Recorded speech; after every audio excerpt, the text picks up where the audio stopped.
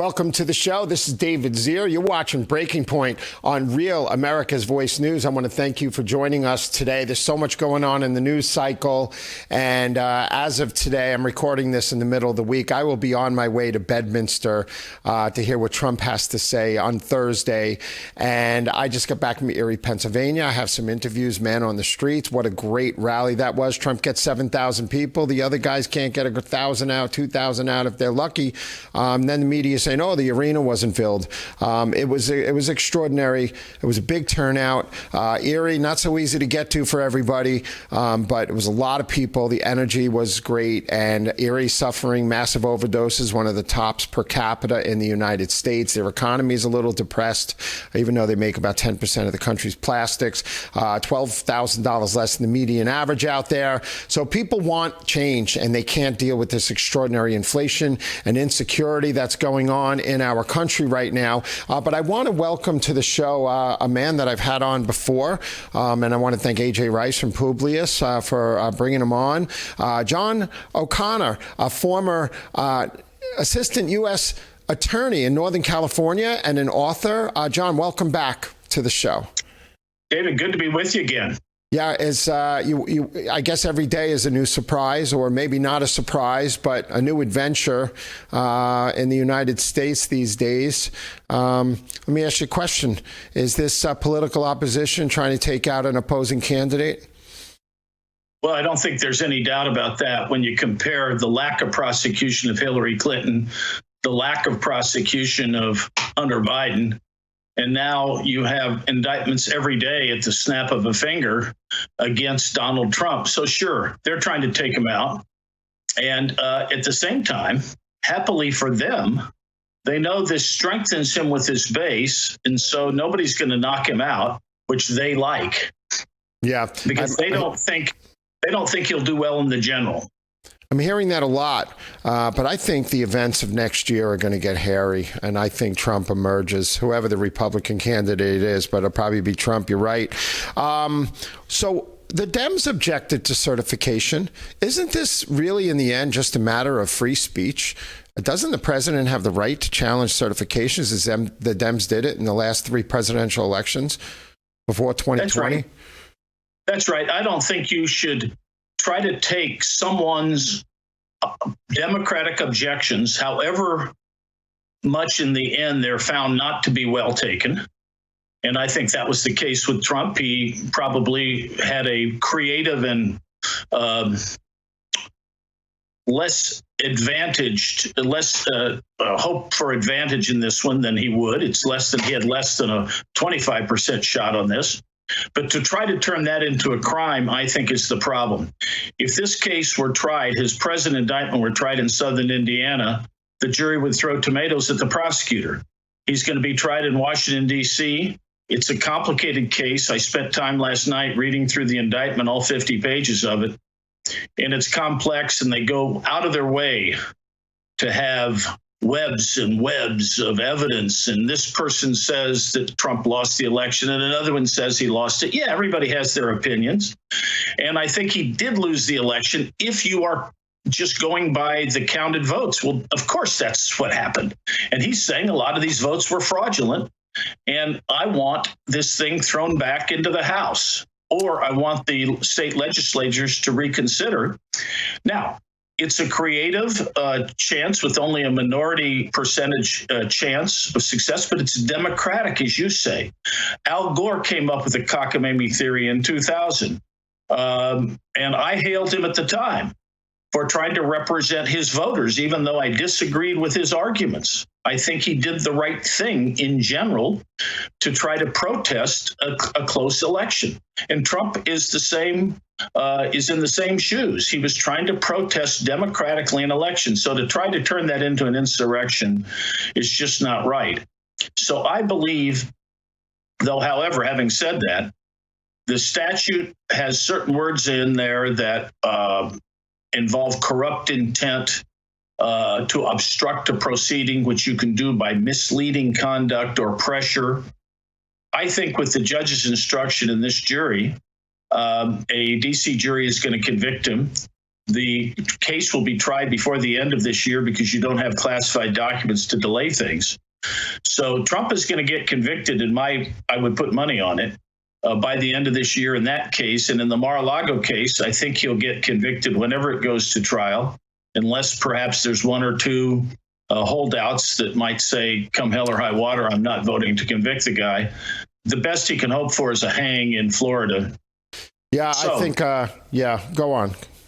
Anyway, this is all I can say is anybody who says they can predict what's going to happen is off, in my view.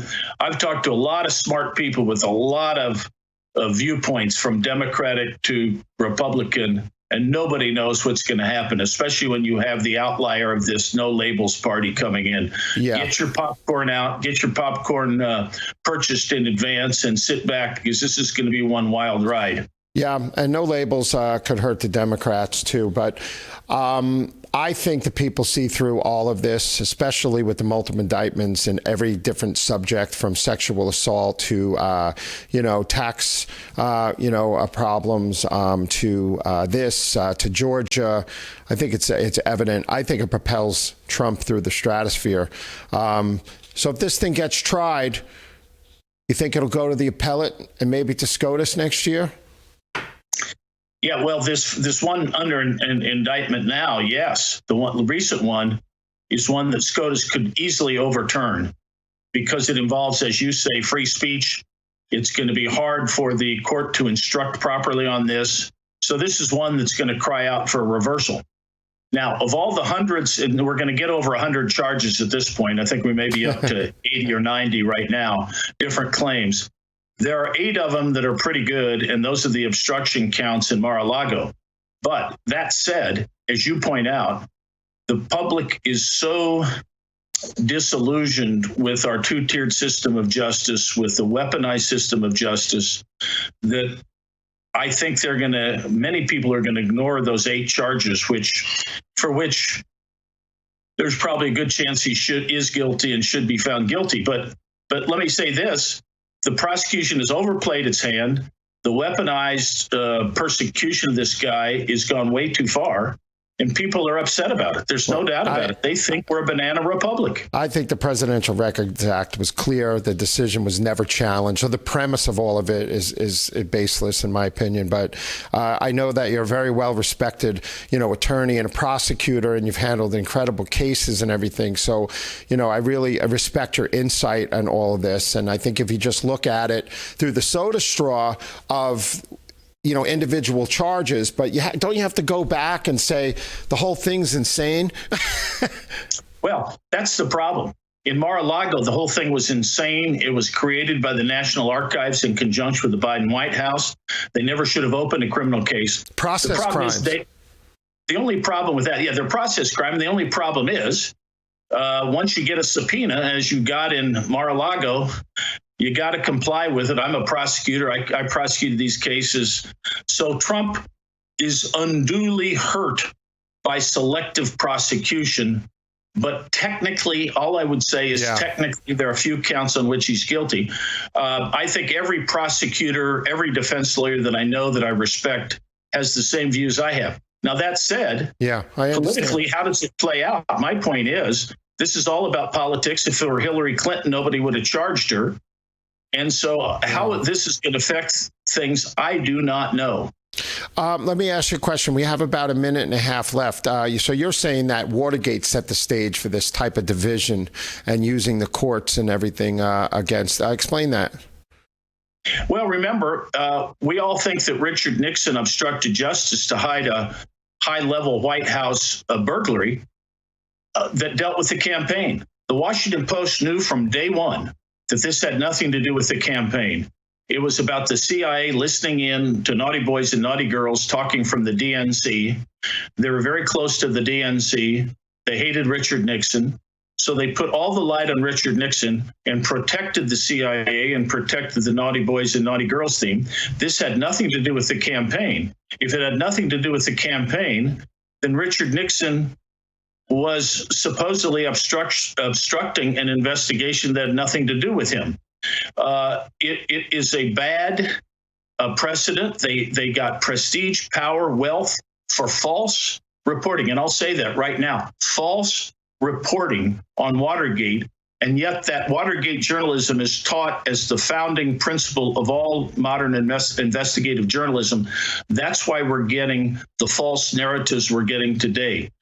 The main narratives coming out of mainstream media are false, whether it's climate change or bringing drag queens into second grade.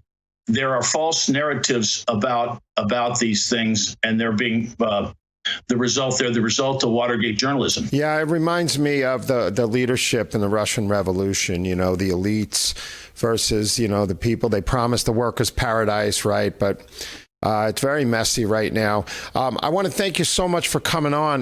Can I have you back on as these things heat up and discuss this?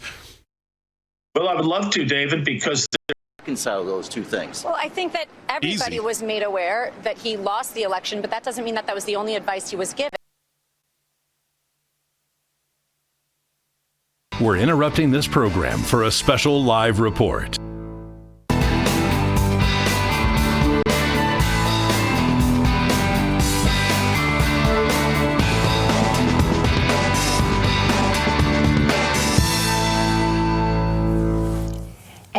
Good evening, beautiful patriots. I'm Miranda Kahn, along with Dr. Gina Loudon. Of course, you watch us Monday through Friday at 4 o'clock Eastern Time, but you're watching us tonight because we have live special team coverage. David Zier, host of Breaking Point, is down in South Carolina, where there is a big, huge GOP gala taking place. It's called the Silver Elephant Gala. It's actually one of the oldest GOP fundraisers. I love that. Isn't it cool? It's been around since 1967, and Ronald Reagan was actually the keynote speaker at the first event. This is a huge event. Trump's going to be going to the stage here momentarily, so hang tight. We're going to bring that to you live, but this will be really interesting. Obviously, he was speaking last night in Alabama.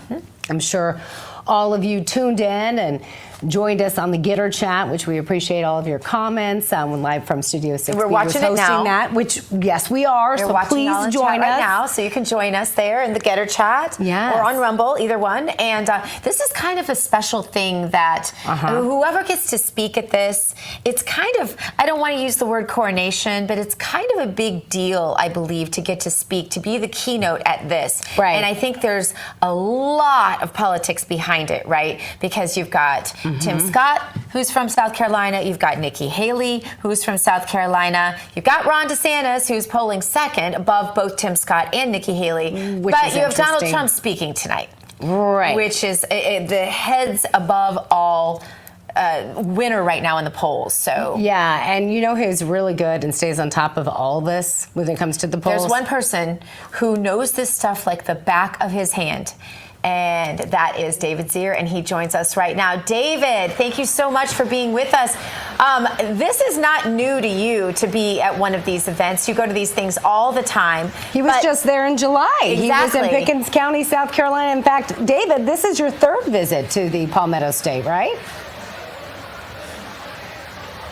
January 28th, Trump packed the State House on July. I think that was the first in Pickens. There was about 50,000 people that converged on the area. In a town of 3,000, northwestern part of the state voted for Trump by 74%. But it was still an extraordinary turnout. Nobody can even come close to those numbers here. And just remember, the South Carolina primary is very important because everybody who's won since 1980 has gone on to become the GOP nominee, except for Mitt Romney in 2012, where Newt Gingrich won. And the primary is set for next year on February 24th. This dinner is an important one. They've been trying to get Trump to speak here for some time. I understand that it's much larger than last year because of Trump's draw. So it's a big crowd. Yeah, really big crowd. I know, again, you were there in South Carolina, like I said, July 4th, where he was in Pickens County. He won that area. Over 70% voted for Trump. And correct me if I'm wrong, because you are the stats man. He is. He's encyclopedic. He is. He's a walking encyclopedia, really. But David, correct me if I'm wrong, but Trump won the Palmetto State, both the last two elections. Am I correct? Yeah, last time he won, I think, by about 12 points in the 2020 presidential election. And by the way, the latest New York Times Siena poll, which is the first poll for the nationwide race, Trump is over DeSantis about 37 points right now. It's a big lead. He has a similar lead in South Carolina when you look at the whole picture here. Tim Scott's very popular. Has a 90% favorability rating with the GOP field. He's very likable, but most people that I spoke to today, including Congressman Russell Fry and former Lieutenant Governor Andre Bauer, think that Tim Scott, has to step aside, or basically saying he's very likable and they're good friends with him. But this is Trump's time right now, and looks like the stars are aligning for Trump to take this. Yeah. David, last night, Donald Trump, of course, spoke at the Alabama GOP, and he said that he's going after the deep state. He made some remarks that were pretty profound. I want to get your reaction. But we are a failing nation. We are a nation in decline, and now these radical left lunatics want to interfere with our elections by using law enforcement, the DOJ, and the FBI. It's totally corrupt, and we can't let it happen to our country. 2024 is our final battle. It's our final and biggest battle ever. With you at my side, we will demolish that horrible deep state. We will expel the warmongers, the fools from our government. We will drive out the globalists, and we will cast out the communists, Marxists, fascists, and throw off the sick political class that hates our country, absolutely hates our country.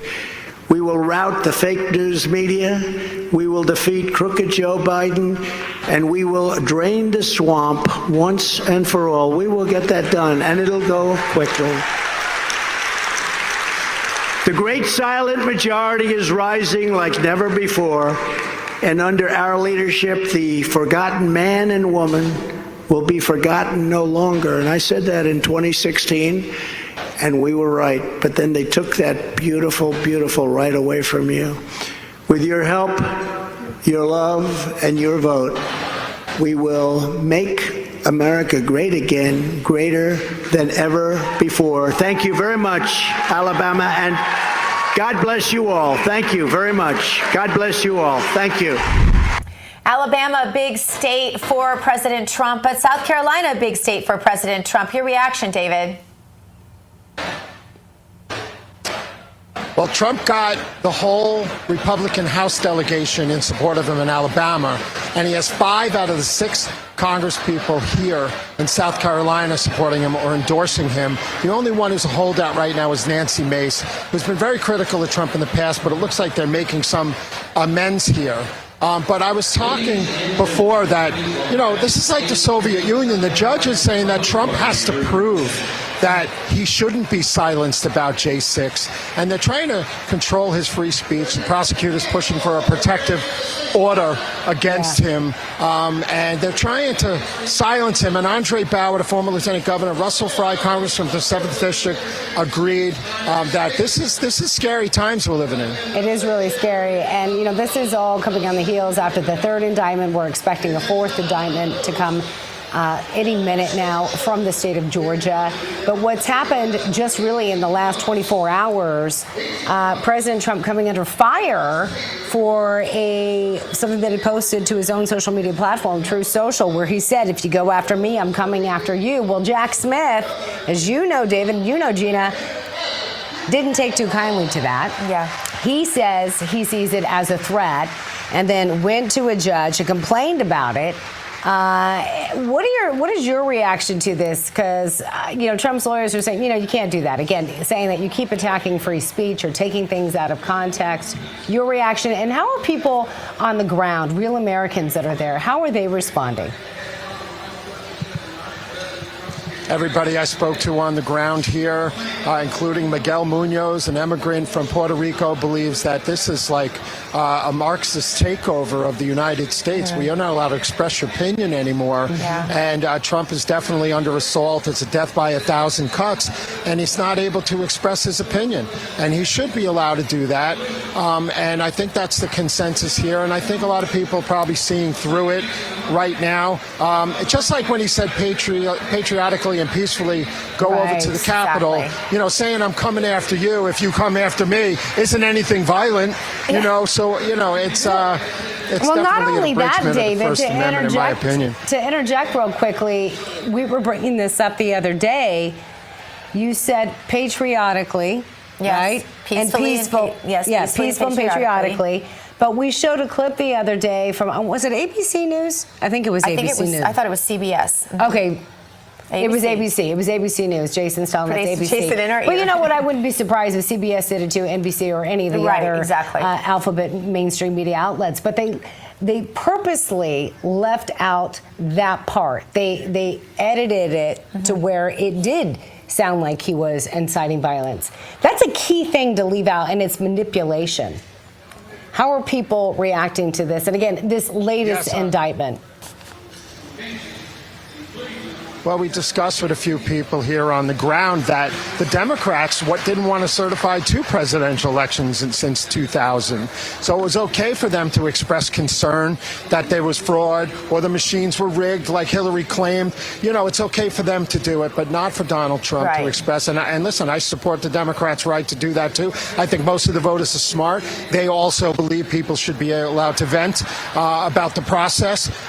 It's coming more clear to them and to the elected officials on the ground here in South Carolina that this is going to be, you know, a battle for our country. Yeah, I'm glad you brought that up because, we saw that with Hillary Clinton. Remember, we saw it with Al Gore and Bush, Stacey Abrams. I mean, there are several Democrats that have said that. And how short term are their memories? Oh, yeah, so short term. You know, but the interesting thing, David, was Trump's reaction to this indictment. He seemed somewhat unfazed by this. As you know, right afterwards, he went to Bedminster. He did what he does, where he walks into a wedding, seeming somewhat unfazed and making this all about the people at the wedding instead of being all about himself. Take a look.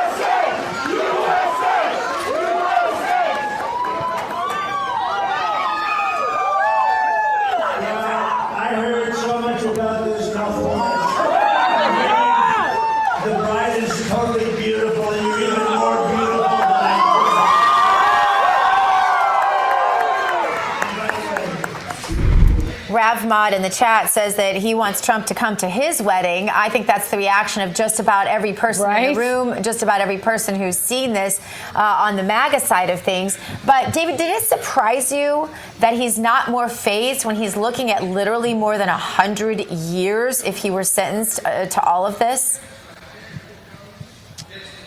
I think he's committed, you know, to the fact that attacks on him are attacked on the American public who may be on the right. But remember, Henry McMaster, the governor of South Carolina, the top prosecutor, U.S. attorney under Reagan, was also the attorney general of South Carolina, maintains that this federal indictment is insubstantial. And he says, I just do not see the substance. I don't think the law fits. I don't think the facts fit. And this is just a campaign against Donald Trump. And he believes that Jack Smith is out of line, probably the consensus for many Americans. And remember, Trump is polling plus 18, I believe, with the independent voters as well. So I think he feels confident that he's going to do well, at least in the primaries. I want to bring up a point about Jack Smith that Gina brought up the other day, something that Alan Dershowitz mentioned, who everyone knows has come under attack, even though he is a liberal. He describes himself as being that, but he said Jack Smith could be at risk of an indictment, right? Yeah. That was actually published in WND, and it was a quote from Alan Dershowitz saying that he believes that Jack Smith could end up indicted over this. David, are you hearing any whisper about that? I can't address that, but I would add that even DeSantis says that this election should be about Biden, and that if he ever took power, that he will have the FBI director gone in day one. He'll fix the DOJ and the IRS because of the political weaponization here. Let's talk a little bit about DeSantis, because obviously we broadcast our show out of the Sunshine State where he serves as a governor. We were talking about some of those recent polls. There was a new Fox poll, which you were stating, where it seems even from the month of May till now, DeSantis has seen a considerable decline. Yes. In the poll numbers, not just in the state of South Carolina, but virtually everywhere. And Trump has said, it's basically a disaster, and he just is continuing to go downhill. Now, as you know, David, he's laid off about a third of his staff. This has been another, okay, we got to reshuffle, we got to regroup here, come up with a new strategy. But the biggest criticism that Trump has been saying, and frankly others have been saying, is just he's not connecting with voters. Yeah. And they're also saying, again, love to hear what people on the ground there are saying, because he's losing approval ratings with people in the Palmetto State, that he's not winning by attacking the MAGA base. So why is he continuing to do that? What is this new strategy? Well, I think most of his platform, at least publicly, has been paralleling Trump, like finishing the border wall and stuff like that. But I spoke with Andre Bauer, former lieutenant governor, chief advisor to the South Carolina Trump campaign, and he was saying that DeSantis has spent so much money down here, as well as Christie spending a lot, but that the DeSantis campaign is not making inroads for the amount of money and the amount of mailings and the amount of flyers that they're doing. He should be performing much better, and was saying, listen, somebody's making a lot of money, but maybe it's not helping DeSantis as much. I think people here are leaning towards Trump. Yeah, it's interesting because Donald Trump's campaign is still very lean in terms of staff. I think probably the DeSantis campaign probably has more staff than the Donald Trump campaign. Or at least it did. At least it did. Good point. Right. But as of May, in South Carolina, Donald Trump was at 38%, with DeSantis clear down at 17%, then Haley at 15%, Scott at 10%. David, you told me tonight that a new poll has Donald Trump up to 48%. That's a full 10% increase just since May. Do you feel like there's momentum there, and do you agree with President Trump in his remarks when he said all he needs is a few more indictments and he'll have this thing in the bag? Can he get to 100%? I don't know. Well, he's definitely increased in the last 3 indictments in about as many months, in about 4 months. But also, you have to watch the other polls going around the country. In Michigan right now, Trump is up 48 points over DeSantis, I believe, in their latest poll. Wow. So that's really significant, and that was done by Emerson, which is a pretty good polling. He continues to gain steam here. I think with another indictment from Georgia, it'll probably be evident to people to see this for what it is. One party trying to take out another party's political opponent. I mean, what else could it be? You have indictments, everything from sexual assault to tax evasion, tax issues, to, insurrection, basically, seditious conspiracy, basically. How many more topics can they cover where people don't realize, that. But I do feel that this is also having an effect on the other side, where people are digging in their heels and saying, look, Trump's a criminal, because of the pounding by the mainstream media 24/7 on this. I interviewed John O'Connor, who's a former northern U.S. attorney in California, and he was saying, listen, on the face of it, if you look at it through a soda straw, Trump might be guilty of what they're saying. But if you look at it, the whole premise of all these charges is bogus and never should have happened. Right. So I guess, we'll see where that goes. Well, it's like, as you know, they spent how much money? Millions upon millions of dollars for 2 years worth of investigations into Russia collusion hoax.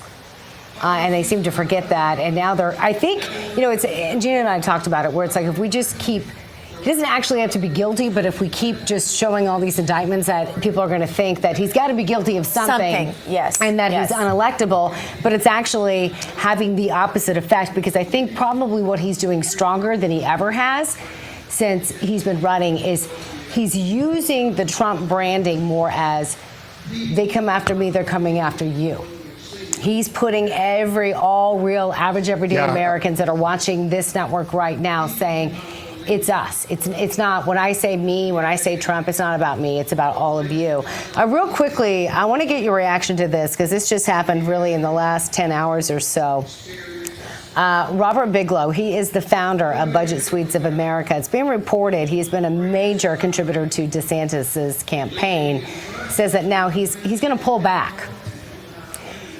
Because he doesn't like what he's been seeing in the polls when it comes to DeSantis. He's been by far reportedly his biggest contributor, which, as Gina's pointed out time and time again with her experience with political campaigns, most of DeSantis's, the vast majority, I think it's like 80% that you said, have come from big corporate donors.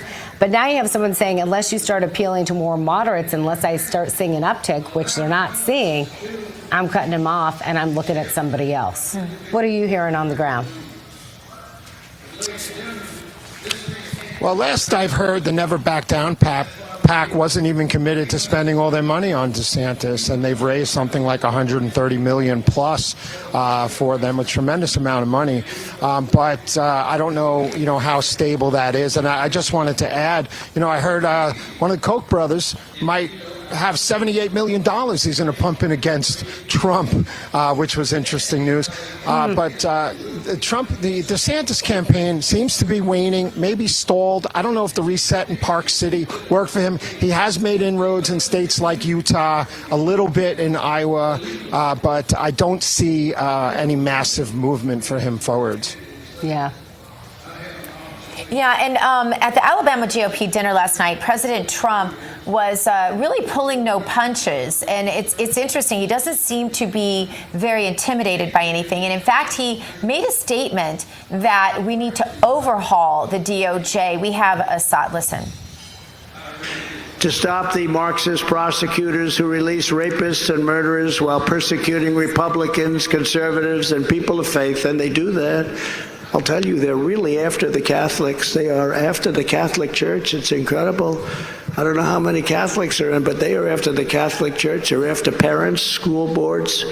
It's unbelievable. I will direct a completely overhauled DOJ to investigate every radical DA and AG in America for their illegal, racist, in reverse enforcement of the law. This is kind of fist in the face, isn't it, David? I mean, it's not kind of the reaction that I think most of the other candidates would have if they were in the same scenario. I kind of thought maybe he would tone some of it down. It doesn't sound like he's going to. Just wanted to get your take. I believe that he's doubling down on this, and as Donald Trump Jr. once said, we're builders from Queens. We don't need to do this. I just want my kids to be able to own a gun or a rifle in 20 years. Yeah. And I think that basically sums up where Trump is at, and I think there's genuine concern for our future. David, I hear quite a bit of applause going on behind you. It could be because of what you just said, but I have a feeling it could be because of some of the people that are set to take to the stage.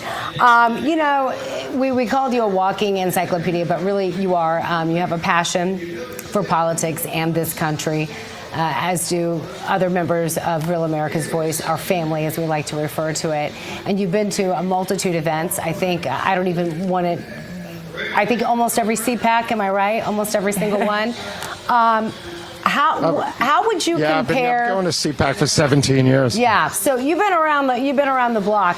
How would you compare this particular? Again, this is the biggest, the oldest. Again, for our audience that may just be tuning in right now, David Zier is live in Columbia, South Carolina, where he is at the biggest GOP fundraising gala of the year. That's huge. Look at that. Look at that crowd. It's huge. I heard sold out crowds. So I'm curious because you've been there, again, 3 times just this year alone. You've been to a multitude of events and rallies. How does this compare to years prior? So it's a little bit of a different format. It's a dinner with about 1,500 supporters here. conservatives from across South Carolina. But I did attend, I think on May 26th, or maybe it was June 26th, I'm sorry, the Michigan Lincoln Day dinner. It's an annual dinner that most of the GOPs have around the country. It varies in dates that they hold them. But there were almost 2,000 people there. And he got an extraordinary response from the state GOP reps. And Iowa, too, where I wasn't on the ground at their Lincoln Day dinner last week, when Will Hurd went on the offensive against Trump, he was shut down. And he got the crowd on their feet, Trump. And I don't think the other candidates did that as well. So here there's a lot of energy as well. Yeah, and I know doors opened about 6 o'clock Eastern time. Again, for our audience that's just tuning in, hang on tight. We are going to go to the president, who's expected to go to the stage. He is the keynote speaker tonight. But again, if you're just tuning in, we talked about it a little bit earlier. So what is interesting with these poll numbers, obviously Trump is still the front runner, as he is with all of the polls, but he's continuing to gain steam with each indictment, as Gina put it. But what's interesting is Nikki Haley, again, the former governor who served as a UN ambassador, not there, not speaking, trailing in the polls. And Tim Scott, who is the current senator there, also not doing well in the polls. And very well liked, though. And very well liked. Very well liked. They don't want him as president. Right. What does that say about the two of them? That, again, this is the biggest GOP gala fundraising event in the state of South Carolina, and you have two people, one of which served South Carolina, not there.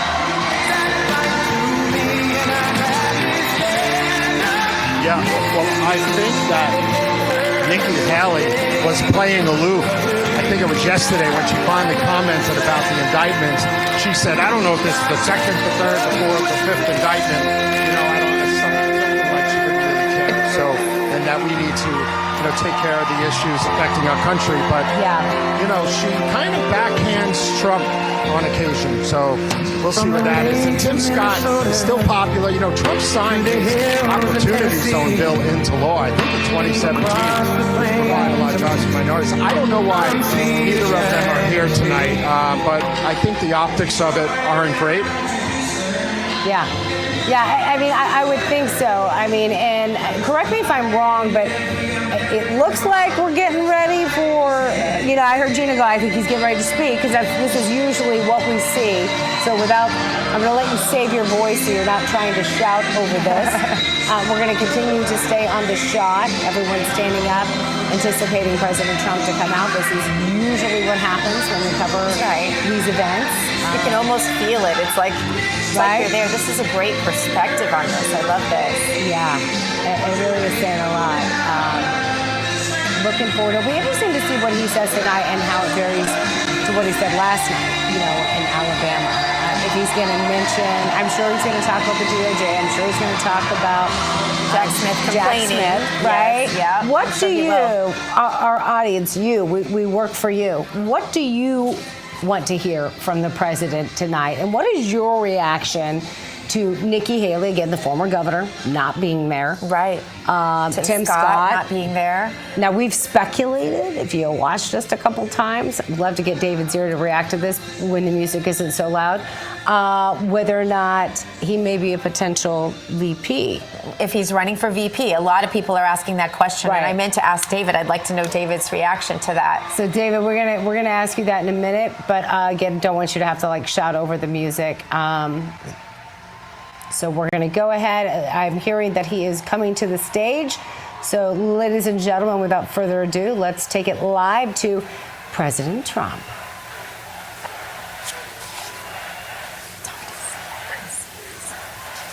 Well, thank you very much, and it's great to be back in South Carolina. Thank you.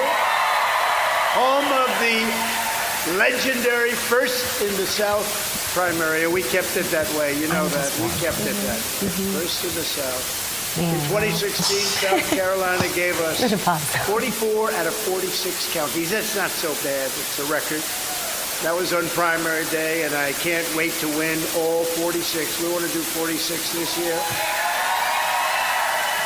February 24. I want to thank South Carolina GOP Chairman Drew McKissick, good friend of mine. He's done a fantastic job, and we appreciate it, Drew, wherever you may be. Drew, thank you very much. What a great job he's done. Also, we want to thank your amazing governor. You know, when I wanted some people to endorse me in 2015, and I said, who's that lieutenant governor? He looks pretty good. We skipped over somebody else very quick. His name's McMaster. He's got a fabulous family, a fabulous wife. I said, I got to get his support if we have his support. And I got his support. And I'll tell you what, he worked about 30 hours a day. And Peggy was with him. I'll tell you that. And they worked, and we ended up winning, and we had his support. And he's my friend, and he's been a really great governor. And I just want to thank you very much. Henry and Peggy, thank you very much. You have really been a great governor, too.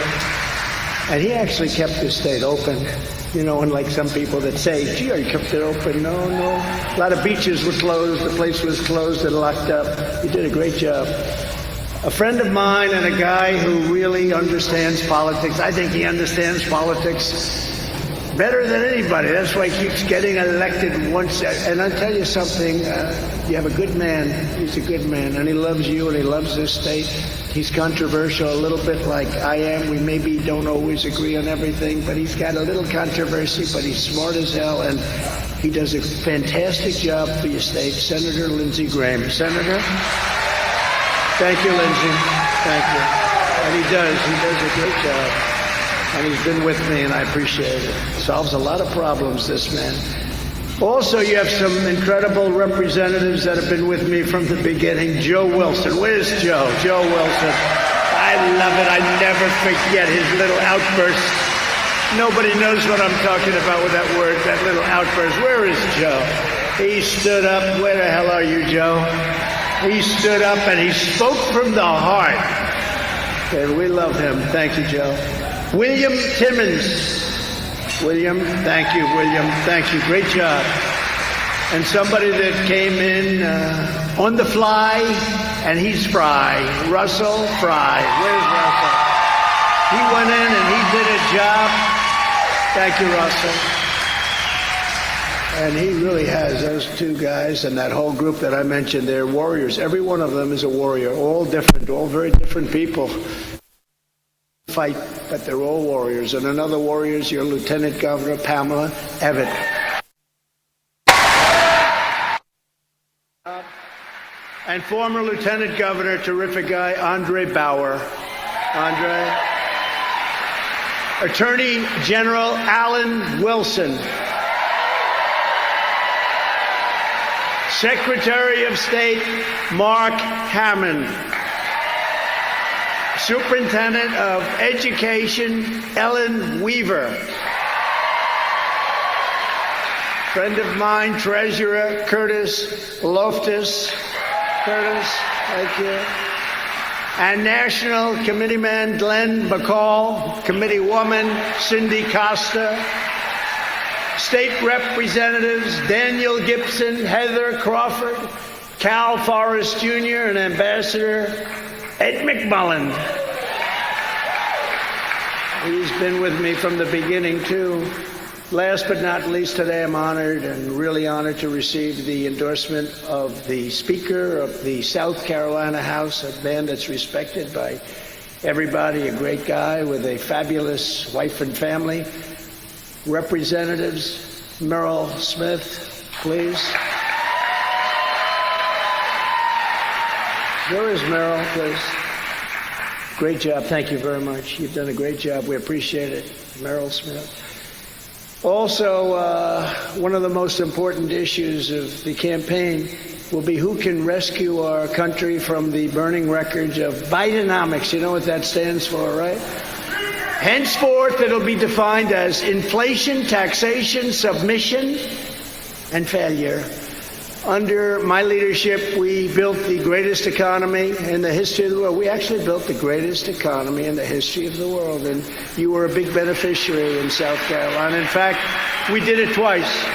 And when I get back in the Oval Office, and I always say we because we're getting back, it's not me, it's we, But we will do it once again, and it'll be bigger and better and stronger than ever before with all of the things you're watching, and it's horrible. I looked at New York City last night with what's going on there. I look at Chicago. I look at all of these different places, all run by Democrats, by the way.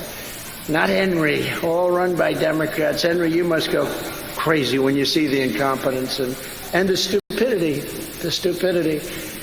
But all run by Democrats. But day one, the Biden economic bust will be replaced with the historic Trump economic boom. We're going to have a boom like beyond what we had, and we had the best ever recorded. Any numbers you see that are economically positive right now in the Biden administration are because they're running on the fumes of what we created years prior to their taking office. We created something that was so incredible, and they're running on fumes right now because what they've done is unbelievable and so bad and so foolish and so stupid. The contrast between our agenda's incredible success and Joe Biden's crushing economic failures could not have been more stark. Let's look at some of the facts comparing crooked Joe Biden, and he is crooked as hell. Boy, do you believe what's going on? Lindsay, what's going on with this guy? He's crooked. Now we have to do something about it. They do, we don't. We got to do something about it. I think it's up to $32 million so far they've caught, $32 million. And that's peanuts. That's what they've caught. And Jamie Comer and Jim Jordan have done an incredible job in their committees. They really have in finding out. And they're being blocked every way along the way, but they don't care. They're going, and they've got a lot more. And they tell me and they tell everybody, you just watch them, they say there's much more to come, and it's really bad. Let's look at the facts comparing crooked Joe Biden and President Donald J. Trump. Under Biden, real incomes have gone down by $7,400 per family. Think of that. And under President Trump, yearly income went up on average $6,000. Nobody's ever come close to that number. During Biden's first 30 months in office, just 2.1 million new jobs were created. And by contrast, during my first 30 months in office, we created 4.9 million new jobs, a record, millions and millions more. Experts predicted, by the way, that we'd have a much lower number. We had a record number. Under Bidenomics, gas prices are again nearing $4 a gallon. Do you see what's happening? And gas is going up, everybody. Your cars are going to have to get smaller, and then they're forcing into all electric. Does everybody like the idea of all electric and you can drive for 1 hour? So crazy. These people are crazy. But gas prices are again nearing $4 a gallon, and for much of Biden's term, you have to remember, Americans have paid $5, $6, and $7 a gallon, and you're coming up and you're coming back to those prices again. You know, we did a great job in filling up the strategic reserves, and now he's just decimating. We have the lowest level, I think, ever recorded. And that's not meant to keep gasoline prices down for an election. That's meant for war. That's meant for military. That's meant for major emergency. And they use it just to try and keep it down. But they're almost out. It's almost down right to the bottom. Nobody's ever seen anything like it.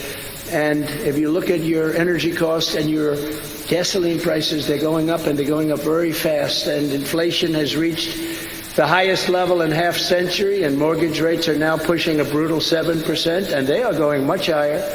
Americans now have to pay $366,000 more in interest payments just to purchase a house. So you purchase a house, it's going to cost you almost $500,000 more in interest payments. When I was your president, the 30-year mortgage rate reached a record low of 2.65%. Doesn't that sound good? Doesn't that sound good? Inflation was less than 1.9%, and we had gasoline down to $1.87 a gallon. Under crooked Joe Biden, the radical Democrat communists have piled over $10,000 of job-killing regulatory costs onto the backs of every single American household. And they did this in less than 3 years. By contrast, under the Trump administration, we cut the cost of job-killing regulations by an amazing record number, $11,000 per household. You know, little things like your sink.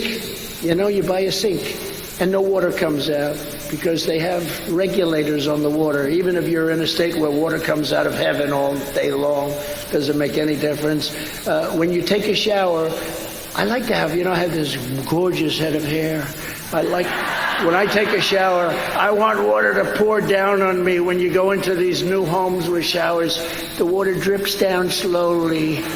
You have suds, beautiful, nice, wonderful suds, a lot of money, Procter & Gamble, all that crap that they say is good. Probably cost them about 2 cents and they sell it for $10. But you can't, it takes you 10 minutes to wash your hair. You know what you do? You just stay in the shower about 10 times longer than you would have. It's the same. You probably use more water. I broke all that up. I opened it up. Your sinks, everything. They had dishwashers where the head of Whirlpool came to see me. They were in serious trouble in Ohio. And they said, we don't have any water. They don't let us use water. He holds up a little glass and he says the bottom of the glass is water. That's what we're allowed for washing machines and dishes. And I said, that's crazy. So I immediately broke it up. We opened it up, and people got the greatest washing machines and dishwashing machines and everything.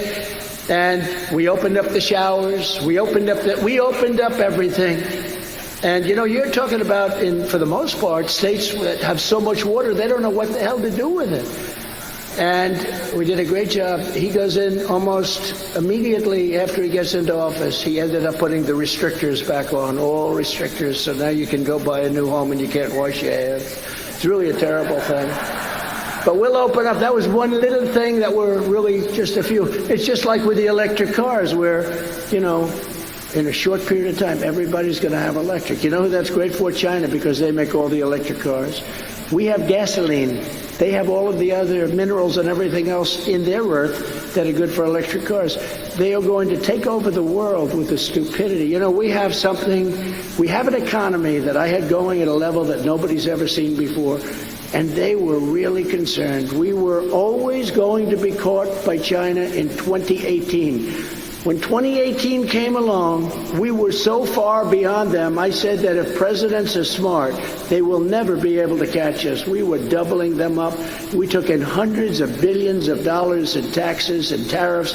They never saw anything like it. They said, not one president ever charged them for decades 10 cents of anything.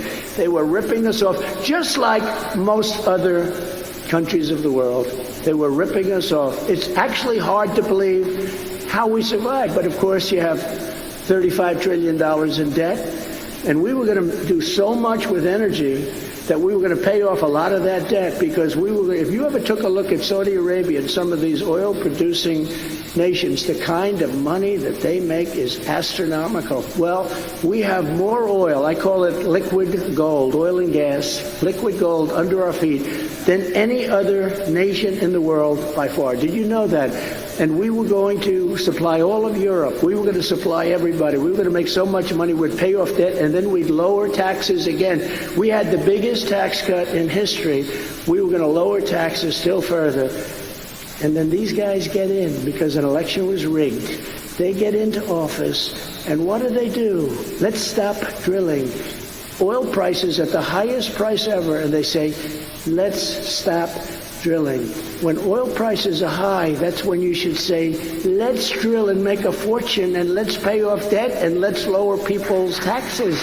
But they didn't do that. Joe Biden immediately shut down, first thing, almost the first day, shut down the Keystone XL pipeline, surrendered our energy independence and future dominance. We were going to be dominant in there. We were going to produce more oil and gas than Russia and Saudi Arabia combined. And when I took over, we were in third place. When I left, we were long in first place. We were like a rocket ship. When you look at the graphs, we have them, and I show them to you. If you want to see me afterwards, I'll give them to you personally. But please don't say that, because you got a lot of people in this room. It's a lot of people. Congratulations, Drew. But now he's pushing the largest tax hike in American history. I don't know if you know that, but your taxes are going to go way, way up. President Trump got you the biggest tax cuts and regulatory cuts in history by far, and we achieved American energy independence for the first time in 60 years. And we were soon going to be energy dominant for the first time ever. We're going to be dominant. We're going to be dominant all over the world. And they stopped it. They stopped. And I fought for the workers of South Carolina like no president has ever fought before. And I appreciate, Henry, you're saying that. But it was very important to me. You know, we ran twice in the state. We won twice by a lot. We won both primaries. Now we're going to do it again, and this will be the single biggest and most important election in the history of our country, maybe in the history of the world, because we're going to turn our country around, because our country right now and our leader right now is an embarrassment. He can't put two sentences together. He can't speak. I watch. Everybody's on, even me, I'm watching. I say, oh, this guy, he can't talk. And, you know, when you look, I got to know these world leaders, President Xi, Macron of France, all these big leaders, every one of them. Kim Jong-un of North Korea, oh, sir, he's got a lot of nuclear weapons. I did a great job in North Korea. You didn't have any problems, right? But then you're having a problem now because he's not so happy. But all these leaders, and Putin would have never gone in as an example, would have never in a million years, not even a thought of going into Ukraine. Wouldn't have happened. I told him you're not going in. And we got along good. Nothing wrong with getting along. We got along good, but he wasn't going in. They had no chance. And by the way, China would not be going in. President Xi would not be going into Taiwan. And he's awfully close to wanting to go in because he thinks your leader is incompetent. He has no respect for our country anymore. He respected our country so much. He was so afraid of me with the tariffs. No more tariffs, please. No more tariffs, please. Please, no more tariffs. Stop it. You know, when I first put the tariffs on, we took in hundreds of billions of dollars. I gave $28 billion to the farmers. But when I first put the tariffs on, China, very smart, by the way, sharp. Oh, the press hates when I say, you shouldn't say they're sharp. No, they got 1.4 billion people. They have a man that controls that very, very strongly. But when I say that, yes, he's an intelligent man, they say, President Trump said he's intelligent. Yeah, he's intelligent. He's so intelligent that he's been ripping off our country for years and years and years. And we had it done to a level, but they pretended the tariffs didn't matter. No, we don't care about tariffs. And I was shocked, you know, so I said, all right, if they don't care, let's raise it from 25% to 50%. We never had a tariff, you know. They tariff us. If we sell something into China, they tariff the hell out of us, right? So they say, no, we don't care about it. We don't care because they're smart, you know, just like the Democrats, what they go, misinformation, disinformation, that's what they are. They're a party of disinformation. We want to run against Trump. Well, if they did, they wouldn't have every DA in the nation. They wouldn't have all these people. If they wanted to run against Trump, they'd say, please, come on, step up to the plate. And by the way, in virtually every poll, we're kicking Biden's ass. And that's the problem. That's the problem. And if I wasn't, we wouldn't be under investigation by deranged Jack Smith. He's a deranged human being. You take a look at that face, you say, that guy is a sick man. There's something wrong with him. Somebody said, why don't you be nice to him? I said, wouldn't matter. Wouldn't matter. This guy's a maniac. They gave me a maniac. They gave him the nicest man in the world. You know the boxer's hooks, right? The boxer's hook. This guy's got 1,850 boxes, Lindsay. He's got boxes in Chinatown. He's got boxes in his garage by the Corvette, where the house is run by Hunter. I wonder what happened with those boxes. And he's got boxes at Penn all over the place. But all they care about is Trump. And you know what? I'm under the Presidential Records Act, which is a big deal. He's under nothing. He didn't have it because he was a vice president. The Presidential Records Act says I can do whatever I want. I did the right thing. No, it's just a hoax. These guys, what they're doing with this election interference, and the Senate has to step up and do something. The House is doing a lot of things. But the Senate, under perhaps the worst leader in the history of our country running the Senate, Mitch McConnell, has to step up and do something because they have done, and you have some good ones, and that guy right there is trying very hard. He's working hard, but they need a lot of other people. And they better do, and stop just handing out money every time. 1.7 trillion to the Democrats, and they get 10 votes. I'm telling you, Lindsay, they have something on Mitch McConnell. There's no way that he's doing this. They've got something on Mitch McConnell. It's a terrible thing that's happening with that guy and with the whole. They got to step up. The House is stepping up. They're working hard and they are stepping up. And I think a lot of things are happening, but we'll see. I withdrew from the job-killing Trans-Pacific Partnership. I withdrew from the unfair Paris Climate Accord. This was the greatest ripoff. We had to pay billions of dollars, billions and billions of dollars, and China didn't have to pay anything. Russia didn't have to pay anything. India didn't have to pay anything. You know why? Because they're developing countries. They said, we're a developing country too. Did you see New York 2 nights ago? Did you see Chicago? We're a developing country too. We're a disaster country right now, and it's a real sad thing what's happening to America, I will tell you. I ended the worst trade deal in history, NAFTA. This was the worst trade deal ever. Everybody said you'll never get.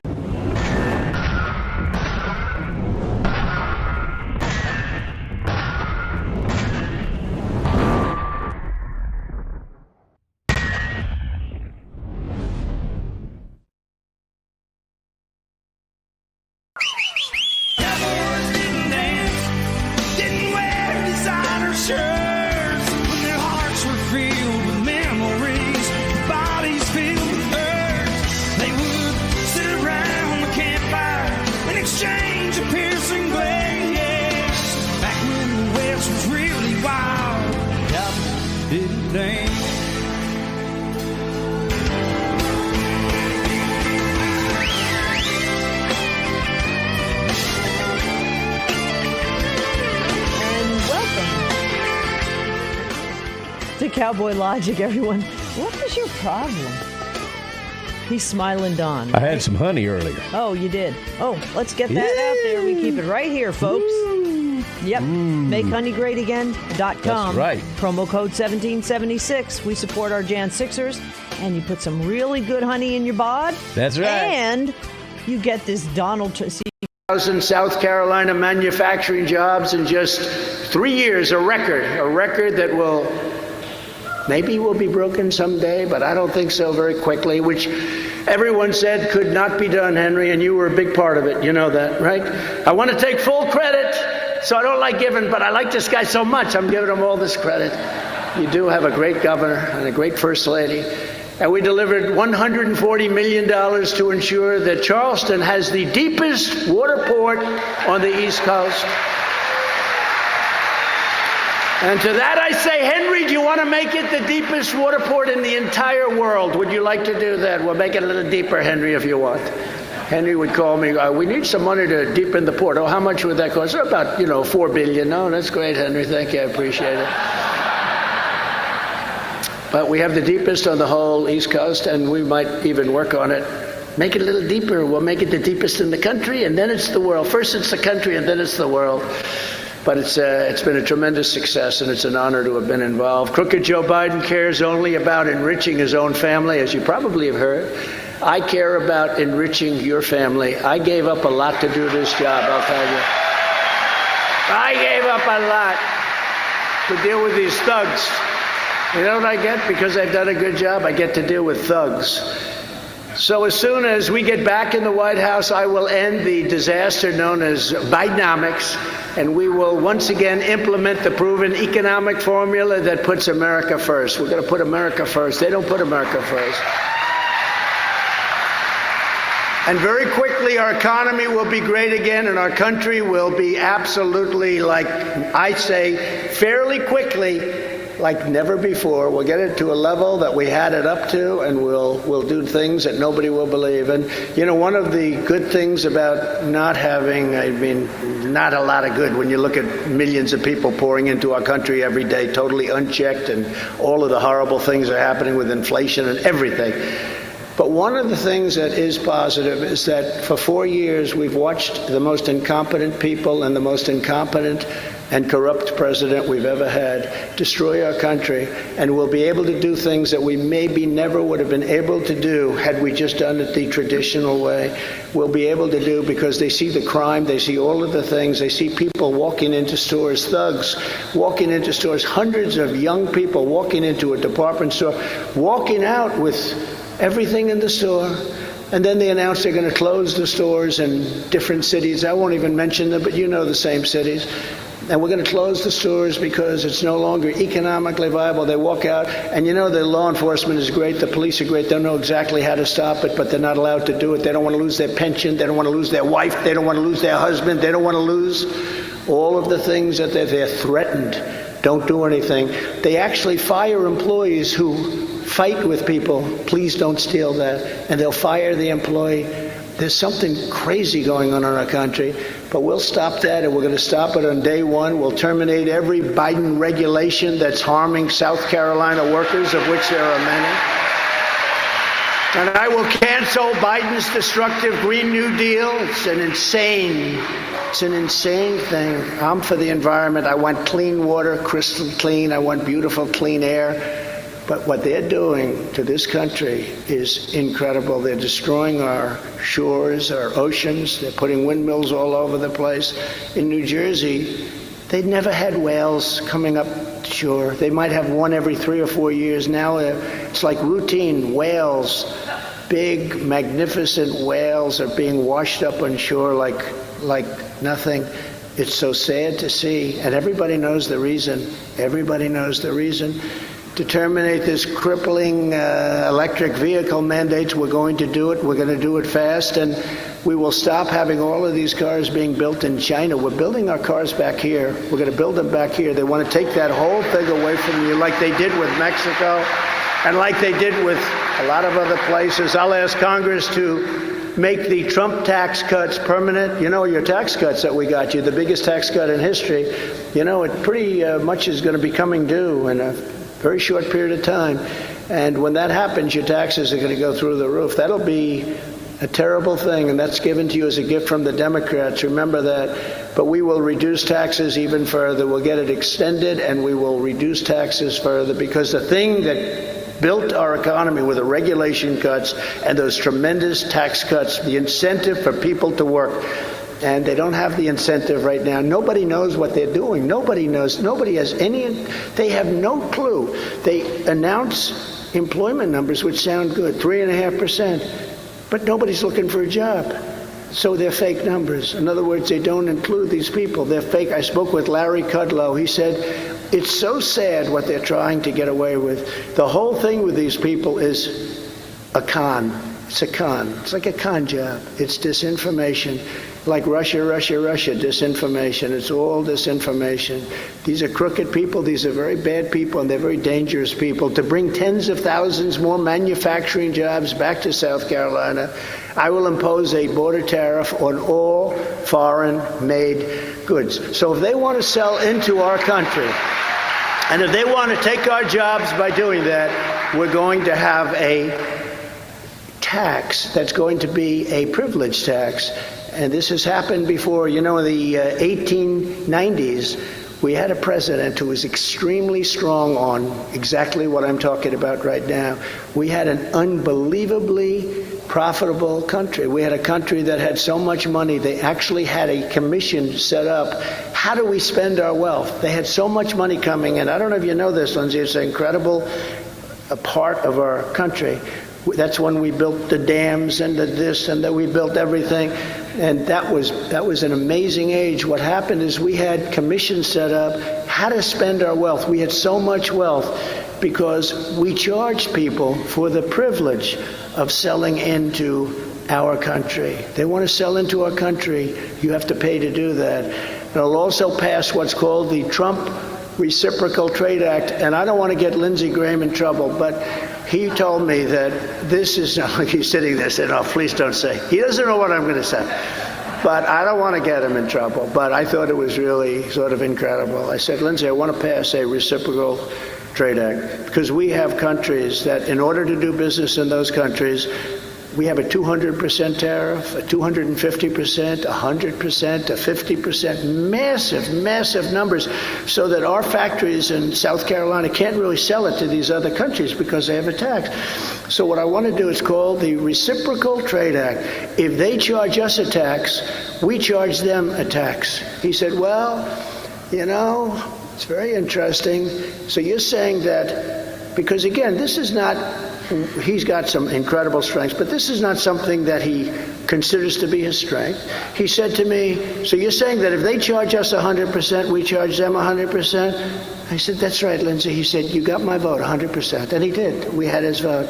But we had other senators that were very stupid. I said to one who's no longer with us, happens to come from the state of Pennsylvania. I won't mention his name.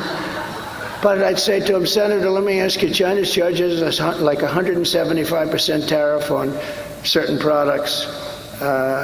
We charge nothing to them. They just dump it in this country. Do you think we could charge them 100% tariff? No, sir, that wouldn't be free trade. I said, oh, what about 75%? No. They're at 175%. We're at 75. What about 50%? What about 10%? No, sir, you can't do it. I said, he's either the dumbest son of a bitch I've ever seen, or there's something going on. There's something going on. We're going to do a reciprocal trade act because the entire world rips off the United States of America. And by the way, one of two things, and Lindsey understands this, he understood it very quickly, and he did, I swear. Do you remember that conversation? He said, so you mean that's what they do? They do that, and we do this? It sounds good to me. You got my vote, right? But we don't have other people's votes, and you often wonder why, because it doesn't get any simpler. We're talking about solving this massive deficit problem, and one of two things would happen. Either they'd stop charging the tax, and then we would stop, or we'll take a hell of a lot of money into our coffers. So it's very simple. I don't know if you know, you've been watching Live Golf, and a lot of the golfers, I'm friends with a lot of the golfers, and I got a lot of credit for this, actually, which is unusual for the press. They'd call me, they'd say, sir, I was offered $185 million to leave the tour and go with Live. I said, take the money. But sir, what about my legacy? I said, don't worry about your legacy, take the money. Your legacy is going to be just fine. You'll be known as a very smart person. And this particular person took the money, and others took the money. A lot of them took the money. And then they announced a merger. And many of them didn't take the money. And I said, take the money, because there's only three things that can happen. Live would fail, Live would succeed, or Live would merge. And in any event, it's all cash. It's not paid like, we'll give you your money back over the next 250 years. It's a cash, it's a check. And those guys that took the money are very, very smart people, and they're very rich people. And others, a lot of them, a week before the merger, as I understand it, they turned down hundreds of millions of dollars. And then they hear, we're going to merge. They said, oh man, did we just blow it? So a lot of this stuff is common sense. These border taxes, we're going to have to do it. Our country can become immediately rich, so rich like never before, and look back into the 1890s, look back into we were taking in money, and it's not so different. It's a long time ago, but that's when we ran our country smart. The problem is we have so many lobbyists and people that want China to do well and they don't care about us, or they want other countries to do well and they couldn't care less about us. One thing with me, I care about this country and I care about you, and we're going to do it right. We're going to do it right. And we'll gain total independence from China, and we'll hold the Chinese Communist Party accountable for unleashing the horrible China virus upon the world. They're going to have to do something. They're going to have to do something. They'll do something. Like Mexico, they gave us 28,000 soldiers. Everybody said, oh, you didn't get money for the wall. I said, yes, I did. No, you didn't get money for I said, no, we built the wall. We built almost 500 miles. We got money. What do you mean we didn't get money? They gave us 28,000 soldiers free of charge. 28,000! That's more than giving us a couple of bucks for a wall. They guarded our border for a long time, 28,000. And everybody thought when I asked for that it was ridiculous. I tell the story a lot where the very wonderful woman that from the State Department, but she never got anything. She was in charge of Mexico for like 25 years. She said, sir, you won't get that. I said, of course we'll get it. Why wouldn't we get it? I said, I want 28,000 soldiers to guard our border while we're building the wall. We're building the wall. And the people from Mexico, the meeting was set up. And I happen to like the president of Mexico a lot. He's a socialist, but you can't have everything. But I like him. I like him. But very different, but I like him. Great guy. But they said, no, we wouldn't give. Why would we give that? They were laughing at me. I said, no, you're going to give it 100%. Why do you say that? You're going to give it? No, we're not going to give 28,000 soldiers free of charge. What? He looked at me like there's something wrong. I said, no, you will give it. And also, we need a couple of other things, like you stay in Mexico. So these criminals coming in will now stay in Mexico. Congratulations, and stay in Mexico. Catch and release. We're going to release them, but we're going to release them in Mexico, not in our country. You know, right now we have catch and release where we release them because Biden broke up these unbelievable deals that took a lot of guile to make with Mexico.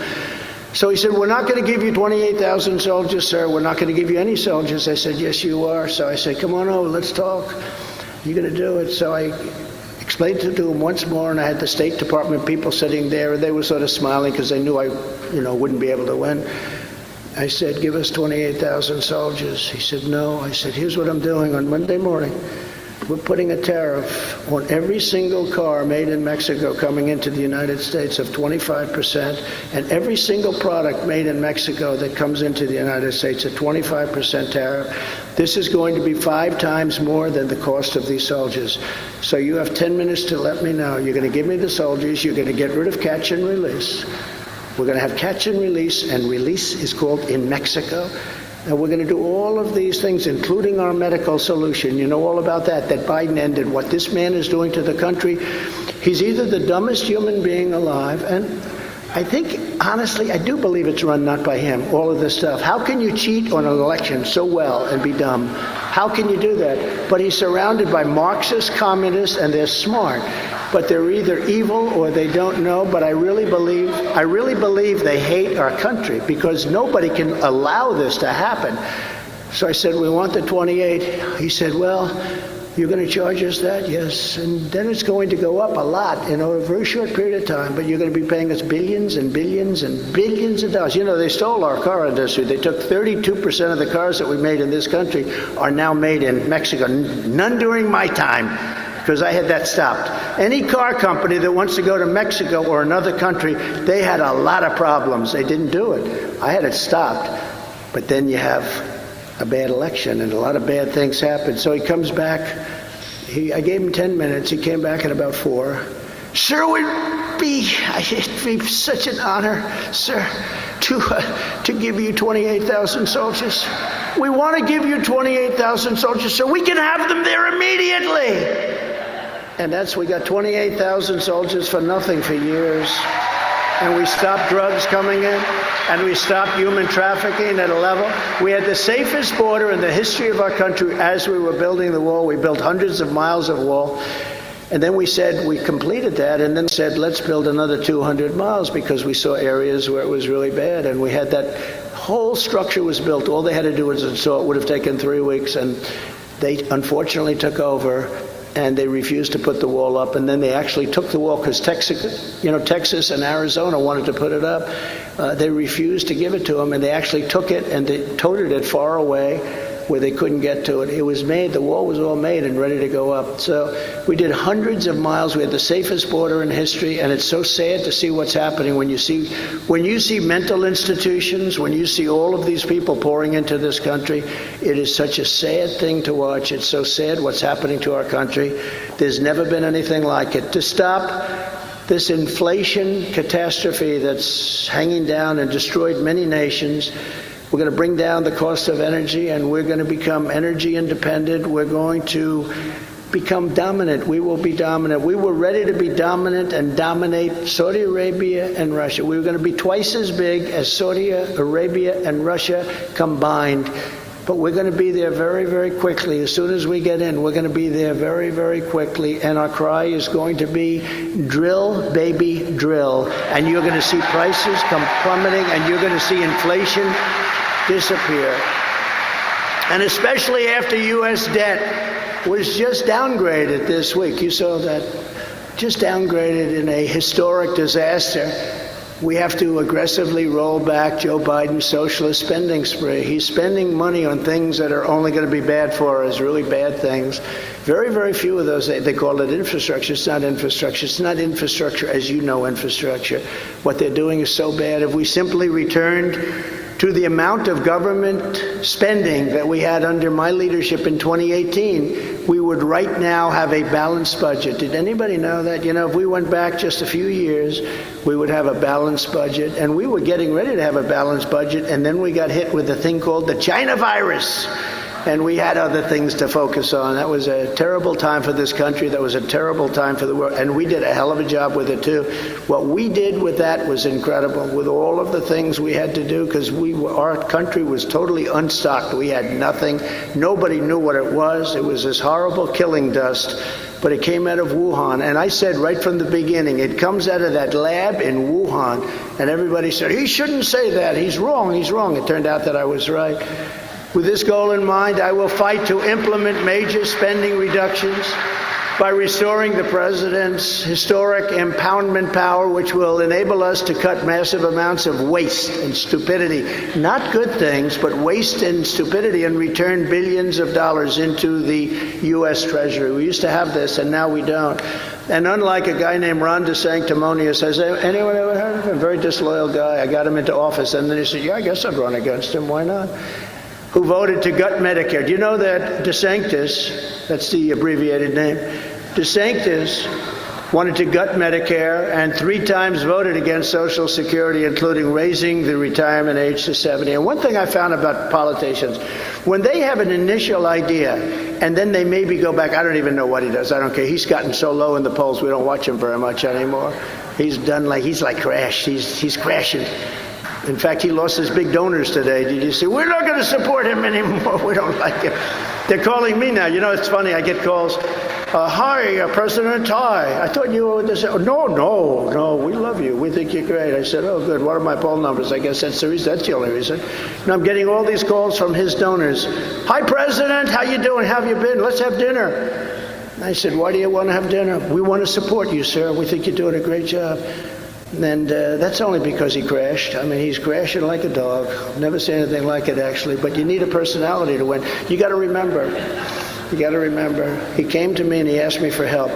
He was losing. He was at like 3% to a guy named Adam Putnam in Florida. And Adam Putnam, and we can tell the story because this is largely a political dinner because of Drew. I mean, you know, it's like, Drew, is it okay to tell the story? I think so.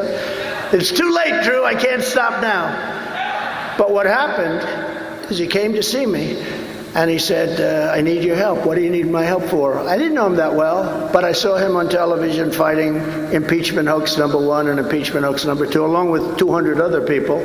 But he was one of the people, so I figured, and I didn't know Adam Putnam. He was the Secretary of Agriculture.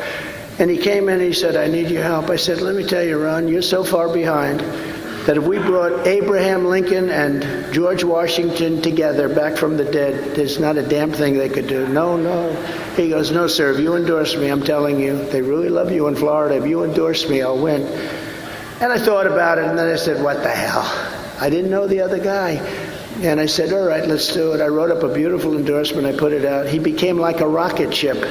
And within 24 hours, he was leading. Everybody knows the story. It's very true. He's actually acknowledged it. It's all over the place. Thank you very much, what you've done for my career, my family. He said, we will build a wall. He said, telling this kid, did you ever see that one? We are going to build a wall, like Mr. Trump said. So he ends up winning. Then I had to get him by this guy named Gillum. Gillum was the hottest politician in the Democrat Party, other than Stacey Abrams, the two of them. They were the 2 hot politicians, Stacey Abrams and this guy. And he was running, and Ron didn't think he could beat him. He calls me, could you do a rally? Then he calls me, could you do a second rally and a third rally? We did, I think, 3 rallies, and massive crowds. And I said, Ron, you're going to win. Anyway, he wins. 4 years later, they say, will you run against the president? And he goes, I have no comment on that. I said, did that guy say he has no comment? That means he's running. That son of a bitch, he's going to run against me.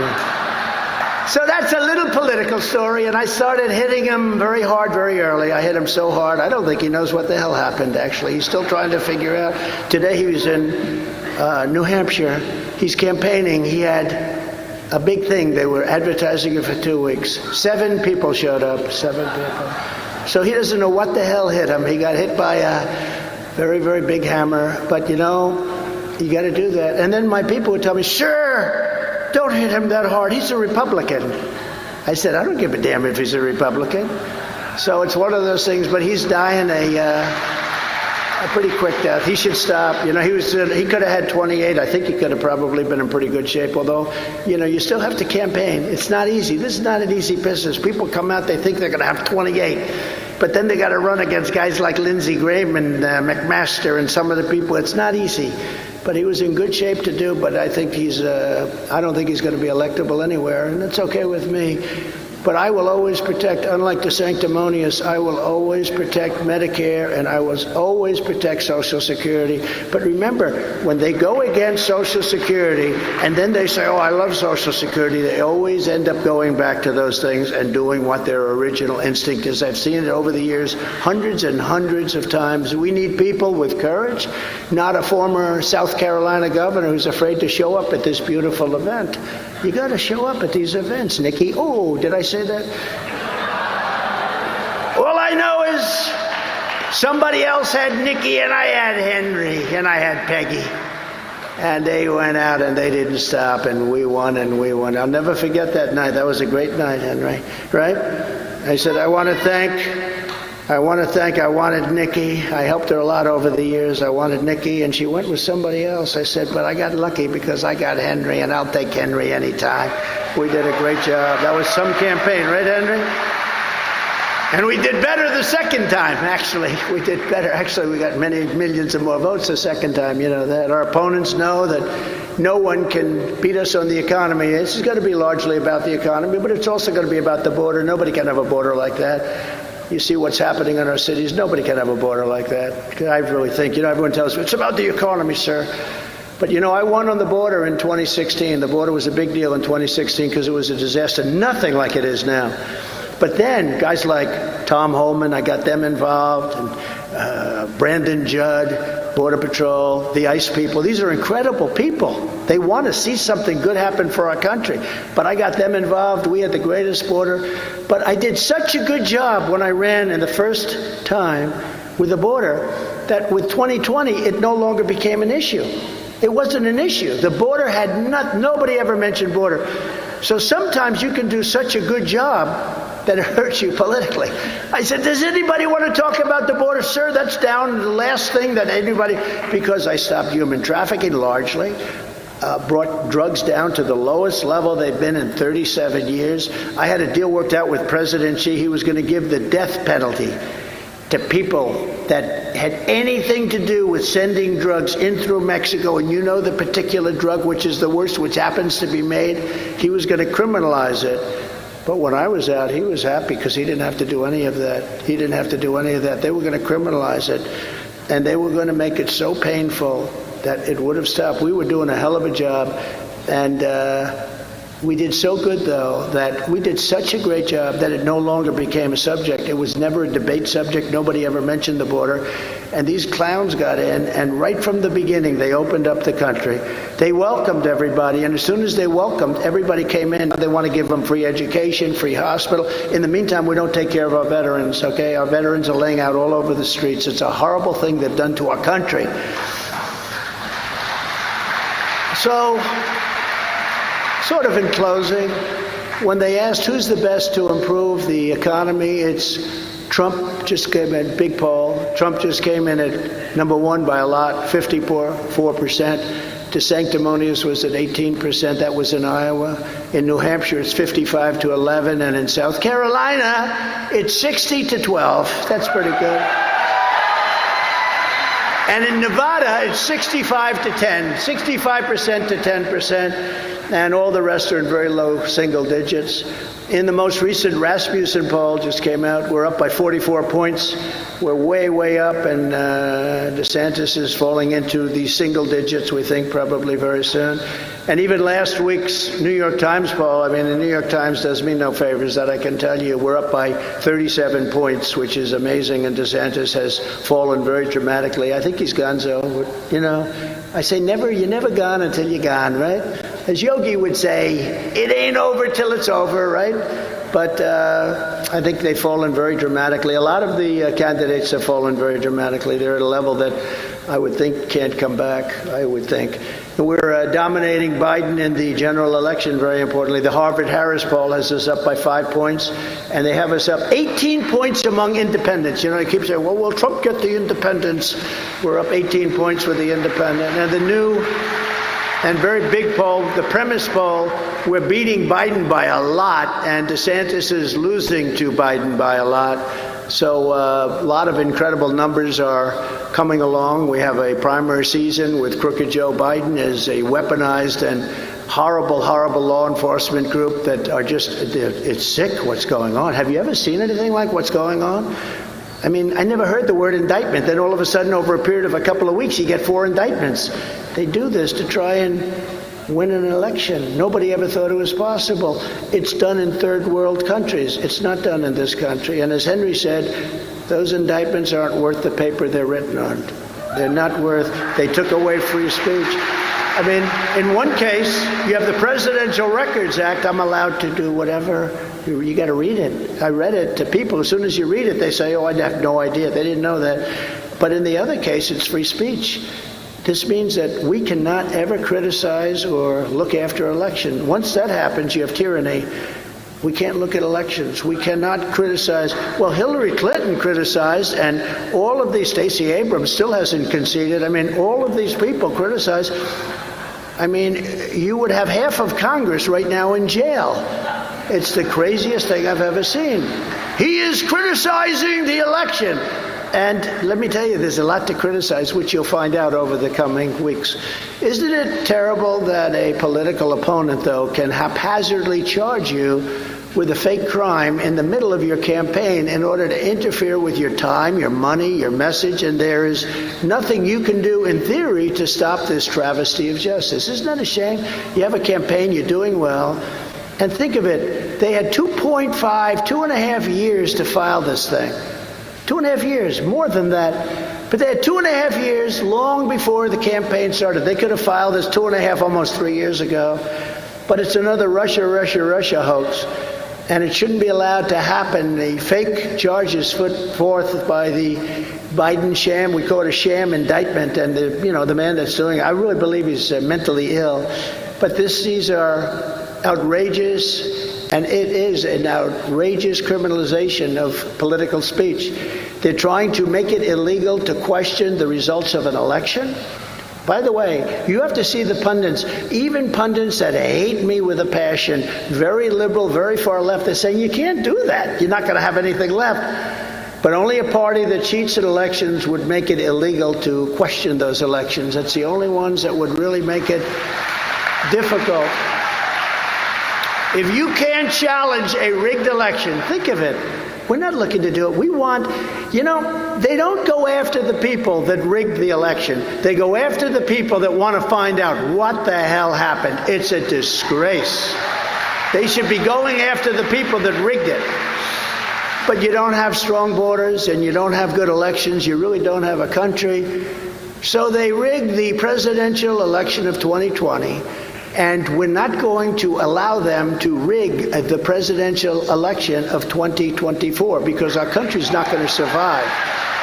Joe Biden is the most incompetent and corrupt president in United States history.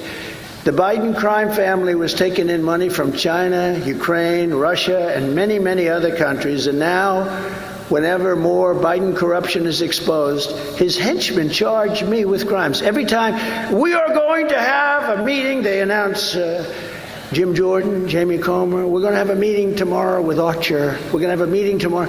And they end up indicting me that same time because I get a lot of publicity. So this way nobody knows what's going on. It's called a cover-up. Every time the radical left Democrats do this and the Marxist, communist, fascists indict me, I consider it a great badge of honor because I'm being indicted for you. I am being indicted for you.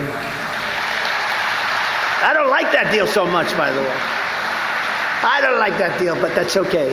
No, I'm being indicted for you. I'm being indicted because of what we've done, and I'm being indicted because they're afraid of all of us, because we have a movement that's never been seen in the history of our country. Make America Great Again, MAGA.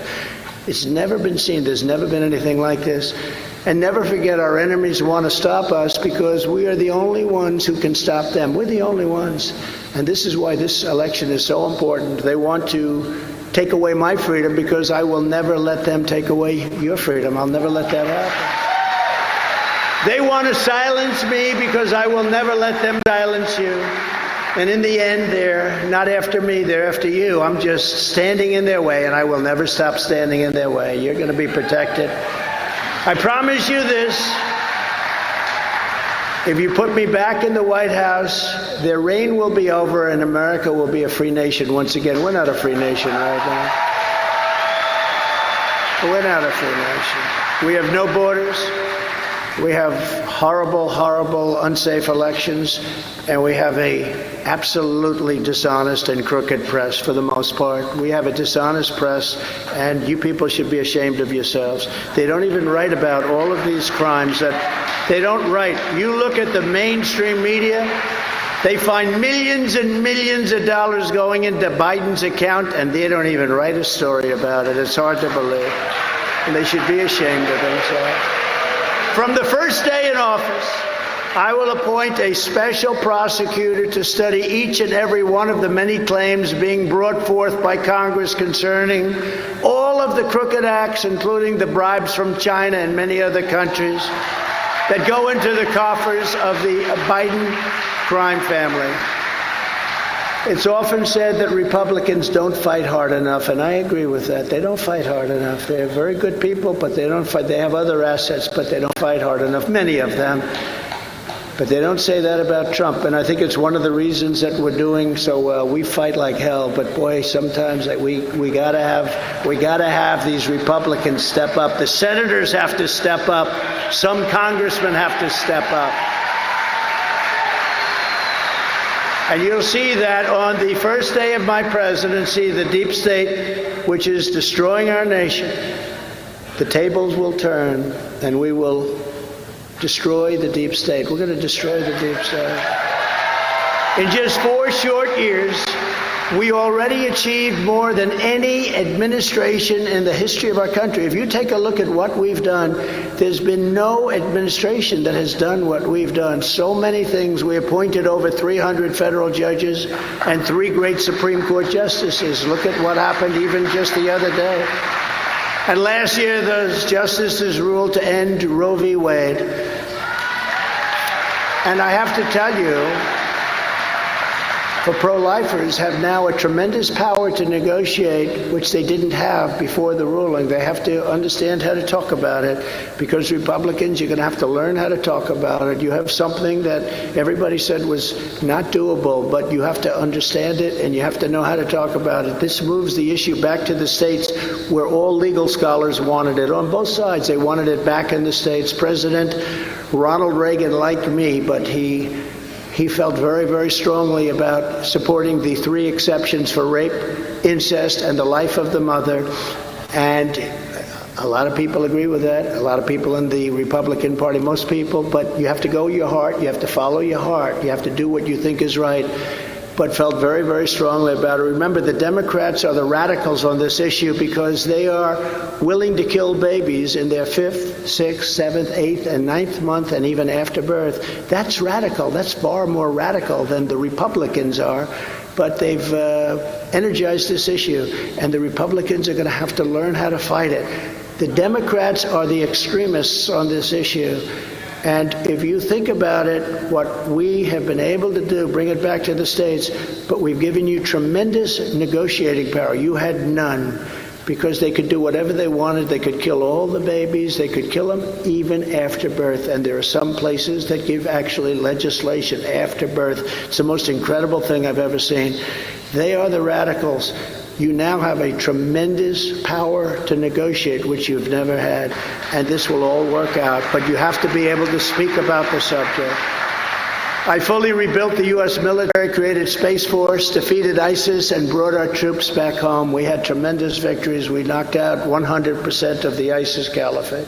And I was the first president in decades who didn't start a war. We didn't start a war. We actually completed a lot of wars.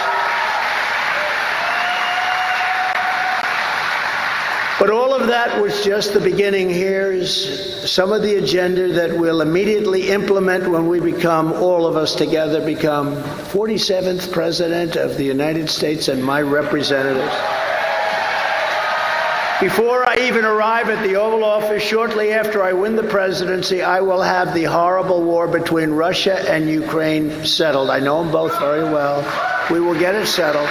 It should have never happened. Should have never happened. All the tens of thousands, hundreds of thousands of dead people. The number of people dead is far greater than what you're hearing, but we will get it settled immediately and fairly settled, not for one side or the other. We'll get it fairly settled. And I'm the only candidate who can make this promise to you, and this is a very big promise because I think we're in very big trouble. I will prevent World War III. I will prevent World War III. It's very important because the weaponry today is so powerful, nuclear weapons and other things, but the weaponry today, this isn't two army tanks, Second World War, First World War, going back and forth shooting. The weaponry is so powerful today that it's an obliteration of the world. I will make sure it doesn't happen. And I do believe I'm the only one that's going to be able to do that. I will totally obliterate the deep state, and I will fire the corrupt bureaucrats who have weaponized our justice system, our once beautiful justice system that's now totally corrupt. I will immediately terminate every open borders policy of the Biden administration. And following the Eisenhower, Dwight Eisenhower, he was very tough on the border. Nobody knows that, but he was very, very tough on the border. But following that model, the Eisenhower model, we will use all necessary state, local, federal, and military resources to carry out the largest domestic deportation operation in American history.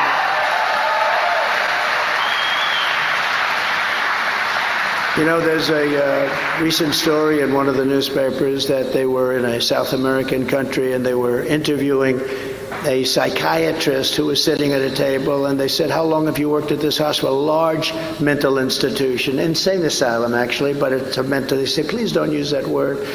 But it was a mental institution. He said, "I've been here for 22 years and I've been so busy, I worked so hard. Every hour of every day I worked. But now I don't have any patients. This is a big, big deal." He said, "Where are your patients?" "They've all been brought into the United States."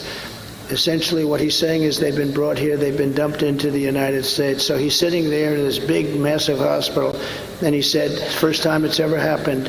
Good man, by the way, but he said the truth. "I have no patience. They've emptied their jails. They've emptied their mental institutions, and terrorists are flowing into our country at a level never seen before. What Biden is doing to our country is not even believable. Who would think that it's even possible? They're coming in. We have no idea who they are, where they're from. Last week we had 147 different countries represented. People coming in from 100. Most people don't even know that you have that many countries, and you actually have more. But 147 countries were represented last week alone coming into our country. We have no idea who these people are, where they come from. Most people never even heard of the names of the countries. What's happening at our border, what's happening in our country, what's happening with inflation and the stupid energy policies which started inflation, it's not even believable. I will use Title 42 to end the child trafficking crisis by returning all trafficked children to their families in their home countries, and I'll do it immediately. And to stop the Marxist prosecutors who release rapists and murderers while persecuting Republicans and conservatives, Christians, Catholics. The Catholic Church is under siege by these crooked prosecutors, but they have people that murder, and they know where they are, and they don't do anything about it. I will direct a completely very, very powerful overhaul of the DOJ. We're not going to have cowards. We're not going to have cowards like Bill Barr, who, when he heard, "Sir, I'm going to be impeached. They're going to impeach me, sir. They're going to impeach me." I said, "That's okay. I got impeached twice. My numbers went up. Don't worry about it, Bill." "No, sir, they're going to impeach me." Now, how do you not get impeached? You do everything they want you to do. He was a coward. But we're not going to have people like that. We had great people in this administration, by the way. We had some bad ones, too.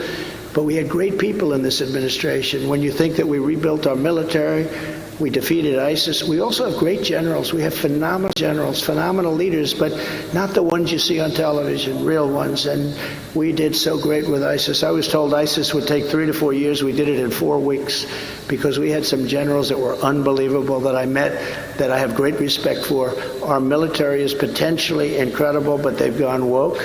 The military has it. They want them to go. These sick people want them to go woke, and we don't let that happen. But to investigate every radical DA and AG, and they all coordinate, you know, the Democrats, they all coordinate with the DOJ. But we're going to investigate every single one in America for their illegal, racist, and reverse enforcement of the law. Because we can't have a country like this. On day one, I will sign a new executive order to cut federal funding for any school pushing critical race theory, transgender insanity, and other inappropriate racial, sexual, or political content on our beautiful children. And as you know, you've heard me say it many times, I will keep men out of women's sports. How ridiculous is that? How ridiculous is that?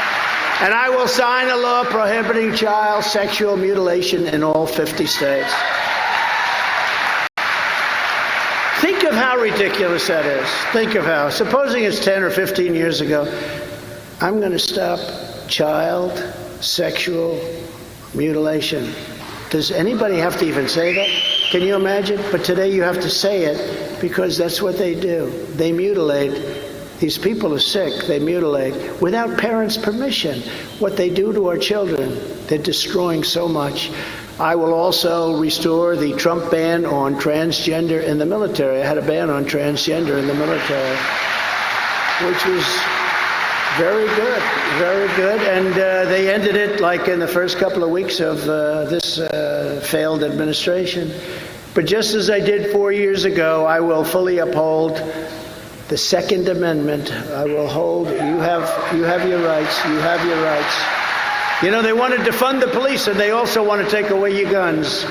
No, you can't do that, especially where we are right now as a nation. You can't do that. I will secure all of our elections. We will have secure elections, and our goal will be one-day voting with paper ballots and voter ID. Very simple.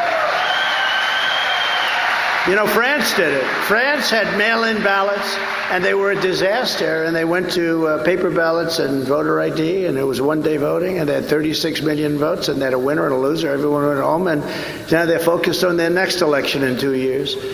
But until then, Republicans have to win. We have to win in 2024. We have to be able to do all these things we want to do with so much. We did so much, and we can do so much more. We want to make this even a better administration. We had judges, all of the things we did. I mean, all of the things we did, even medically, right to try. For 58 years, they've been trying to get right to try. That's taking our advanced medicines, and if somebody's terminally ill, using that medicine to make a person better. But they couldn't get the approval. So people would either go home and die, they had no money, or if they did have money, they go to Europe, they go to Asia. But we have the greatest labs in the world, and I got it approved. And it wasn't easy. And we got it approved through Congress, by the way. We got it approved, and we're saving tens of thousands of lives. It's an incredible thing where they're able to, you know, the doctors didn't want it because of the risk.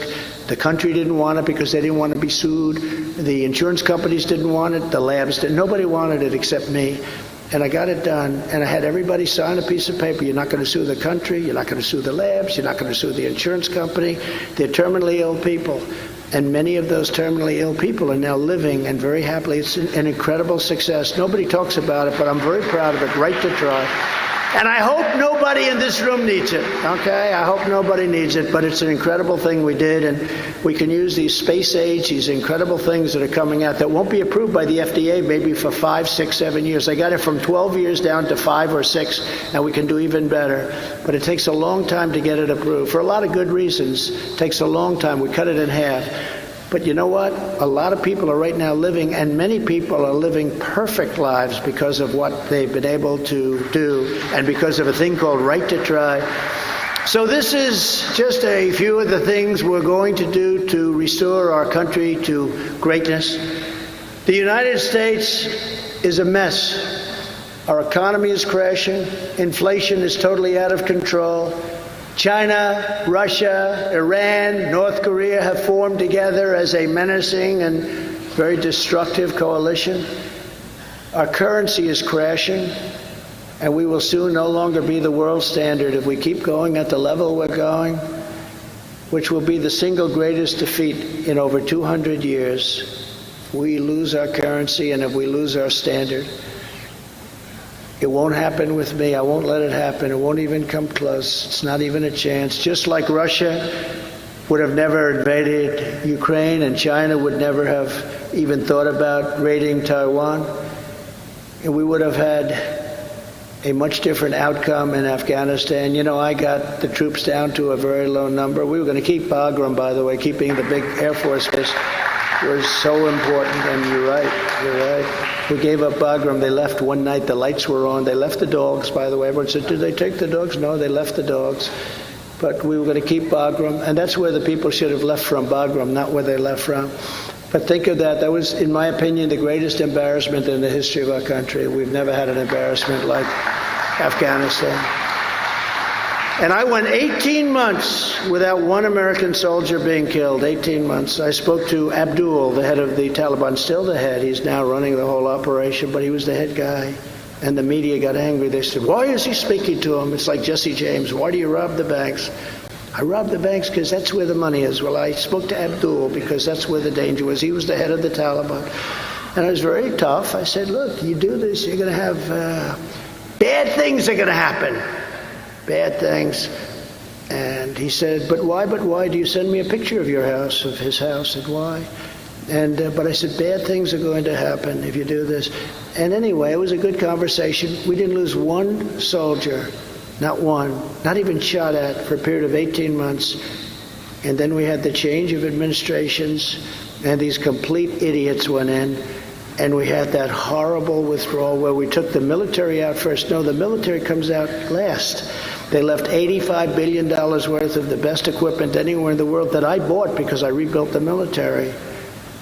Think of it. And we have hundreds of people, and maybe thousands of Americans over there living in hell, and we have no idea.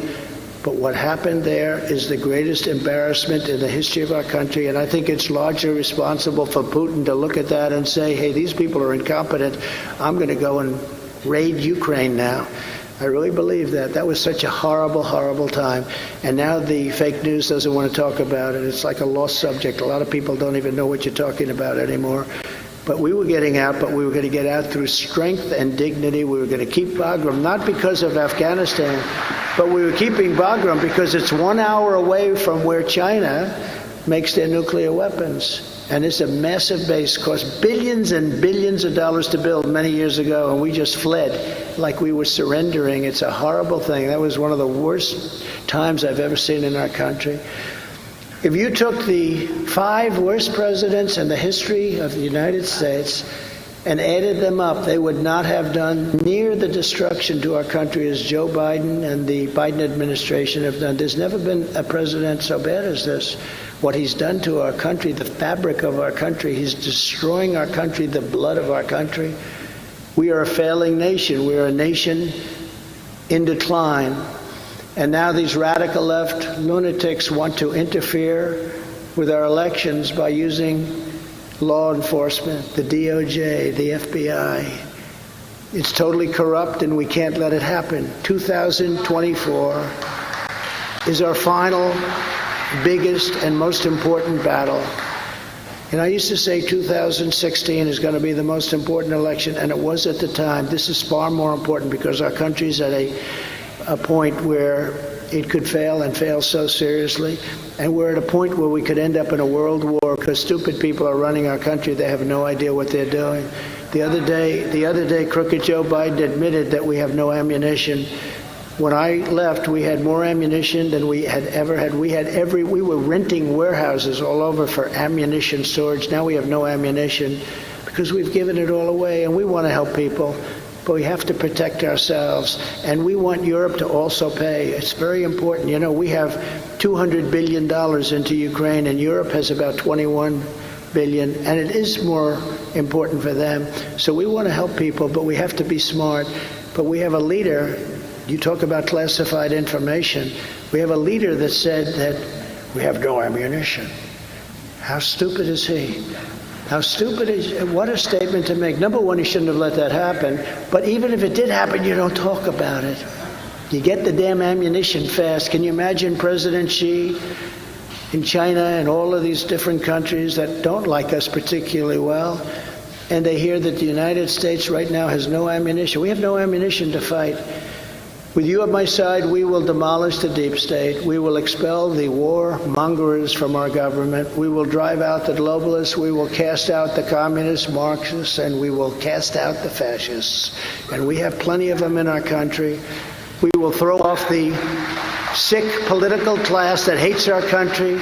We will rout the fake news media who are so bad, who are so evil.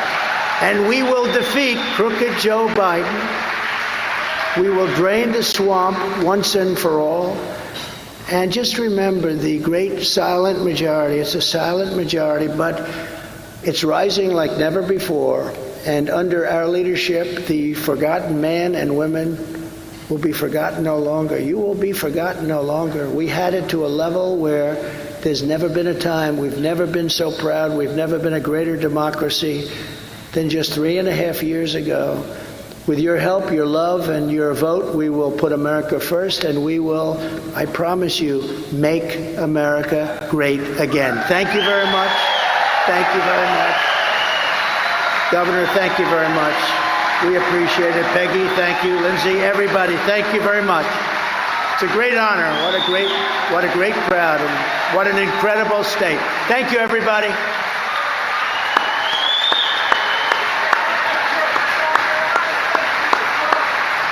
Thank you very much. Thank you. Thank you, everybody. Thank you, Lindsay. Thank you.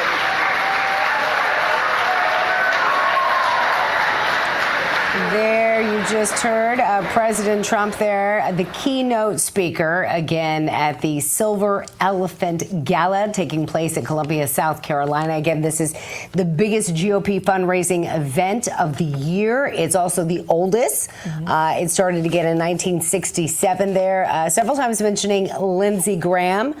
We heard mentions of Nikki Haley, who is not present, and also Governor Ron DeSantis. Nikki Haley out here. The big elephant in the room. The big elephant in the room is that he did not talk at all about Tim Scott. I think, well, no, go ahead. Well, I mean, the great thing is paying attention to the chats. You all are convinced that that Tim Scott is a contender for vice president. Some believe he's running for vice president. That might be why he didn't mention him. And I think that's probably a pretty good guess. Yeah, I think so too. But what do you think? We've been paying attention, obviously, to your comments during the Getter Chat, so we appreciate you sharing your voices. And I want to go to one comment, if I can, before we go to David Zier, who's been standing by, who was there at the gala. And I want to make sure I point you out. This came from Pickens. And I thought this was such a, not Pickens, sorry, Pickles. It was Pickens County where Trump was there in July. Yes, easy mistake. Want to correct that. Pickles 13 said, you know, real Miranda, real Dr. Gina. Don't forget, Schumer openly threatened SCOTUS.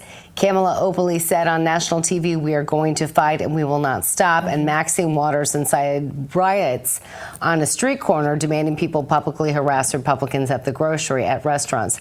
These are all real threats. Such a great point. Such a great point. Again, this all comes at a time. In response to, of course, Jack Smith saying he feels threatened and making a complaint about that because Donald Trump had just truthed.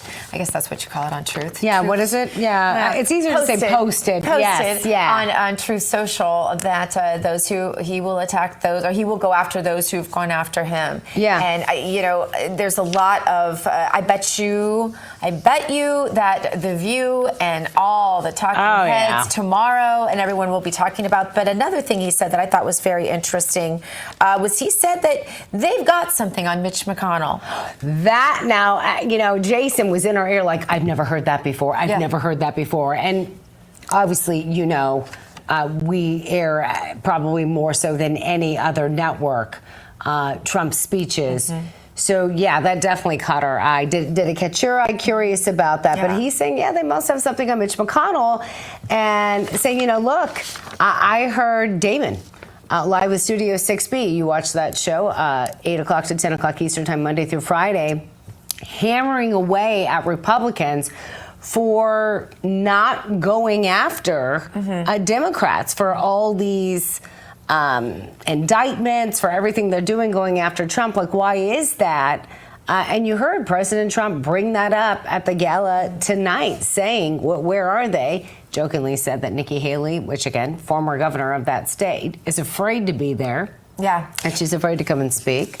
Yeah, Nikki Haley, as I've told you before, when I get really, really frustrated, sometimes I will call President Trump. She's one of the only times I ever called President Trump was when he was endorsing her book. She'd written a new book back during his administration, and I called the White House and I said, please tell President Trump that Gina Loudon is on the phone and I would like to talk to him about Nikki Haley.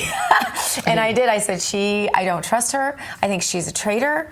I think she's all about Nikki, and I think that you'll live to regret it if you do. And, he argued with me, but I could tell he cooled a little bit after that, too. So he takes advice from a lot of people. I'm not saying he takes advice, just from me. But if you put your heart out there and you tell him, President, I care about this, he will often listen. One of the other things I thought was really, that struck me anyway, was him saying we will have the largest deportation effort in all of history, that this was the Eisenhower plan, which is a fascinating history as well. I don't know that we have time to get into it tonight, but I know we'll get into it when we're on air through the week here on RAV. But that was a very bold statement as well.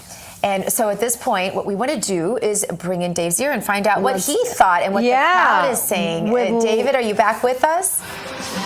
There he is. David, your first reaction. Yes. Hello. Well, I wanted to remind you that Trump, about 2 weeks ago, said that Ramaswamy and Tim Scott, he went out of his way to mention them, that they were very good. That's right. And he was praising Tim Scott. And Tim Scott is on the campaign trail. So I can understand maybe why Scott isn't here, or any of his competition, I guess, for the primary race. But Trump did go out of his way to do that. But, Trump had a powerful night saying that he'll bring back an economic boom, that he brought $140 million back to Charleston to make the deepest East Coast port for South Carolina, and may even make it deeper. He said the USMCA deal was the most powerful deal ever made. And he also said he created jobs in South Carolina with Governor McMaster, and also that he'll have the Trump Reciprocal Trade Act, which will punish countries that tax us unfairly, and he'll have tariffs in place. So, but the most striking thing he said tonight, in my opinion, was that we don't have a free country anymore if you can't criticize the elections, and that we don't have a country if we don't have free speech, and we don't have open and if we have open borders, we don't have a country anymore. Right. Yeah. Did you? I'm really curious what you saw being in the room, David, because he kept bringing up Lindsey Graham, and everybody knows he's friends with Lindsey Graham. Lindsey Graham, though, they're golfing buddies too. Yes, but Lindsey Graham is a war hawk. The president has been unabashed about putting an end to these endless wars. Even what he said tonight, I thought was very interesting about Ukraine and Russia, that he would end that war, and that he wouldn't bias it to either side, that it would be fair for both sides of that. I thought that was really interesting. And Lindsey Graham is sitting there in the audience, and MAGA does not like Lindsey Graham, but I'm curious because he is a hometown boy here in South Carolina. What was the reaction? What did you see?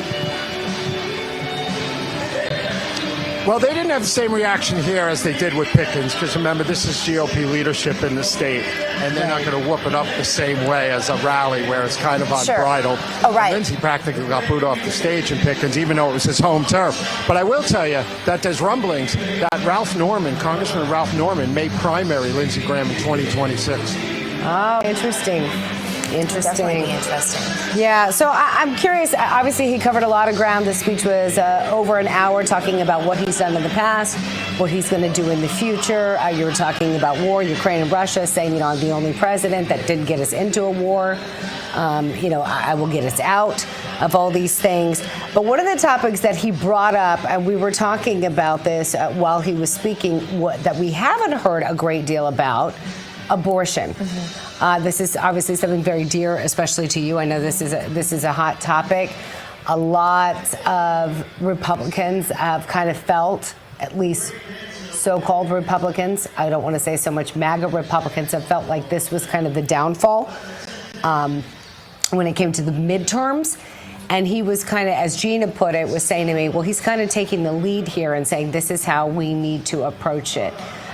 This wasn't something that I always hear him talk about. What was your reaction to him bringing up abortion? I expected him to talk about economy. I expected him to attack DeSantis, but I didn't expect this. In places like Iowa, where you have a very conservative base at risk of alienating them, DeSantis and Trump don't say life begins at conception. So you may alienate some on the right who are pro-life and think that it starts at conception. South Carolina is probably a similar type base. But Trump, does say that the battle is on and that the Democrats are extremists on this issue. Right. So I think it's a tough issue for Republican candidates in general. But it's interesting, David, because Donald Trump doesn't need to talk about abortion, right? Mm-hmm. He is so popular, he could just leave that off of his radar right now and just kind of ride this wave of just going up in the polls every time he's indicted. But it almost seemed to me like it was a leadership, almost a presidential moment where he's saying to the GOP, you all have to get your narrative straight on this issue. Yeah, I believe that as well. And you have to remember that he reminded us that Reagan did support abortion in the, with rape, incest, and I forgot what the other category was. I'm sorry. Oh, and when the life of the mother is in jeopardy. And that was Ronald Reagan's position. I think his position today parallels that. I'm not sure where the people on the right come down on that, but I think they give him a little wiggle room on that at least. Yeah, and it's interesting you bring up Ronald Reagan, because as we were talking earlier, going to the history, and I know you're a big history buff, that it was Ronald Reagan that was the keynote speaker at the first Silver Elephant Gala taking place in South Carolina, and I think that was probably purposeful that he brought up Reagan there. But he really did cover quite a field there, talking about everything from the economy to his opposing candidates to the border, as Gina mentioned, war, you name it. Oil. Abortion. A lot of ground. Mortgage rates even. Mortgage rates even. He really went into every topic I can think of. There's nothing he left out. No, and what I thought was interesting, because we were talking about it, right, David, right before he went to the stage, we were talking about the poll numbers and how that major donor, which just happened again within not even 24 hours, has pulled away from DeSantis. And apparently, that definitely got back to Trump. And he made a point to mention that to that room tonight. What was the reaction, I'm curious, from, again, this is not just your average, everyday, real Americans. These are Republican people that are looking to who they're going to throw their support. What was their reaction when, I'm just curious, when Trump brought up, and we heard a new nickname, the Sanctimonious, I think he called him. DeSanctus. He said it was an abbreviation. An abbreviation. I'm not sure it wasn't just a slip of the tongue, but. And he brought up Nikki Haley. What was the reaction from the crowd there, again, hearing those digs? Well, you got to remember, you're in an environment, again, of county and state GOP leaders, and they don't publicly display maybe if they really support DeSantis or not as much, I think. Remember, DeSantis is hosting the Faith and Freedom Picnic here on August 28th with over 1,000 people, but doesn't have the fervor that Trump riles up, right? And they were after Trump to speak here for a couple of years. I think there's a difference there. Ramaswamy's also speaking at a Faith and Freedom event here in about a month as well. But definitely, I did encounter some DeSantis supporters, but very few, at least openly. Yeah, some great quotes tonight, too. Only a party that cheats an election would want you to be unable to question an election was one of them. He said, they want to take away my freedom because they want to take away your freedom. They want to silence me because they want to silence you. These are probably going to be some of the things that he carries with him as he goes a little bit farther down the road in the campaign, David. Was there anything in particular that he said that struck you right along those lines in terms of new material, campaign mantras, if you will? I think the federal government writes the script for him every time they assault him or try to silence him, and he's able to come up. They're able to come up with new material, and it hits home with me and my family. My sister was married in the Soviet Union. I was there. You know, people were dragged out of the homes of family members of mine, you know, and placed in insane asylums and off to prison and stuff. And that's what's happening to the right, it looks like. So it does hit home. And that new message, you know, he always said it, but now he's really like, listen, they're coming after me because they want to take out you. And it's pretty believable. I'm still... There's a lot of proof of it, yes.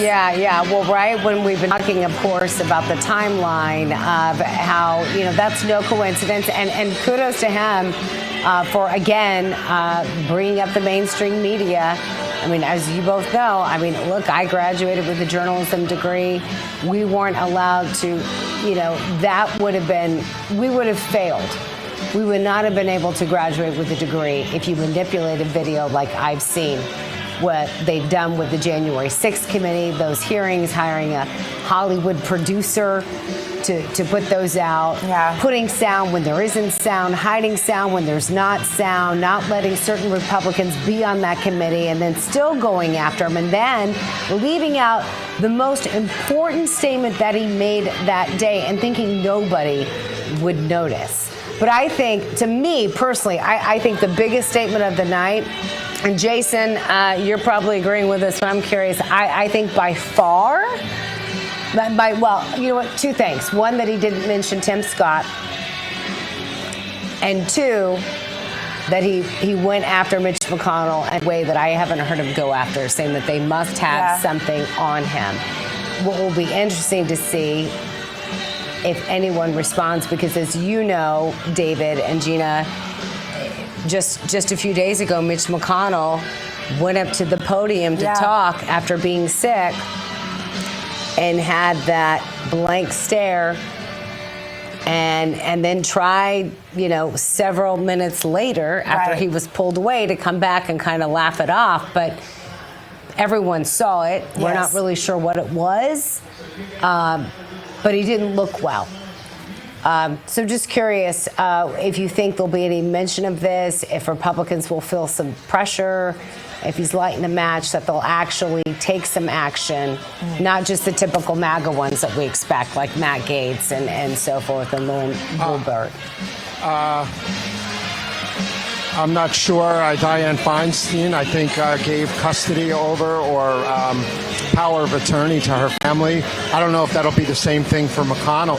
But I wanted to remind you guys about, or you ladies, wonderful ladies, that Tim Scott has the opportunity zones, and I have experience with that being in the building industry in New York, and it creates job opportunities for minorities. And the bottom 8.5% benefited the most of the Donald Trump, the wages, and they were mostly minorities.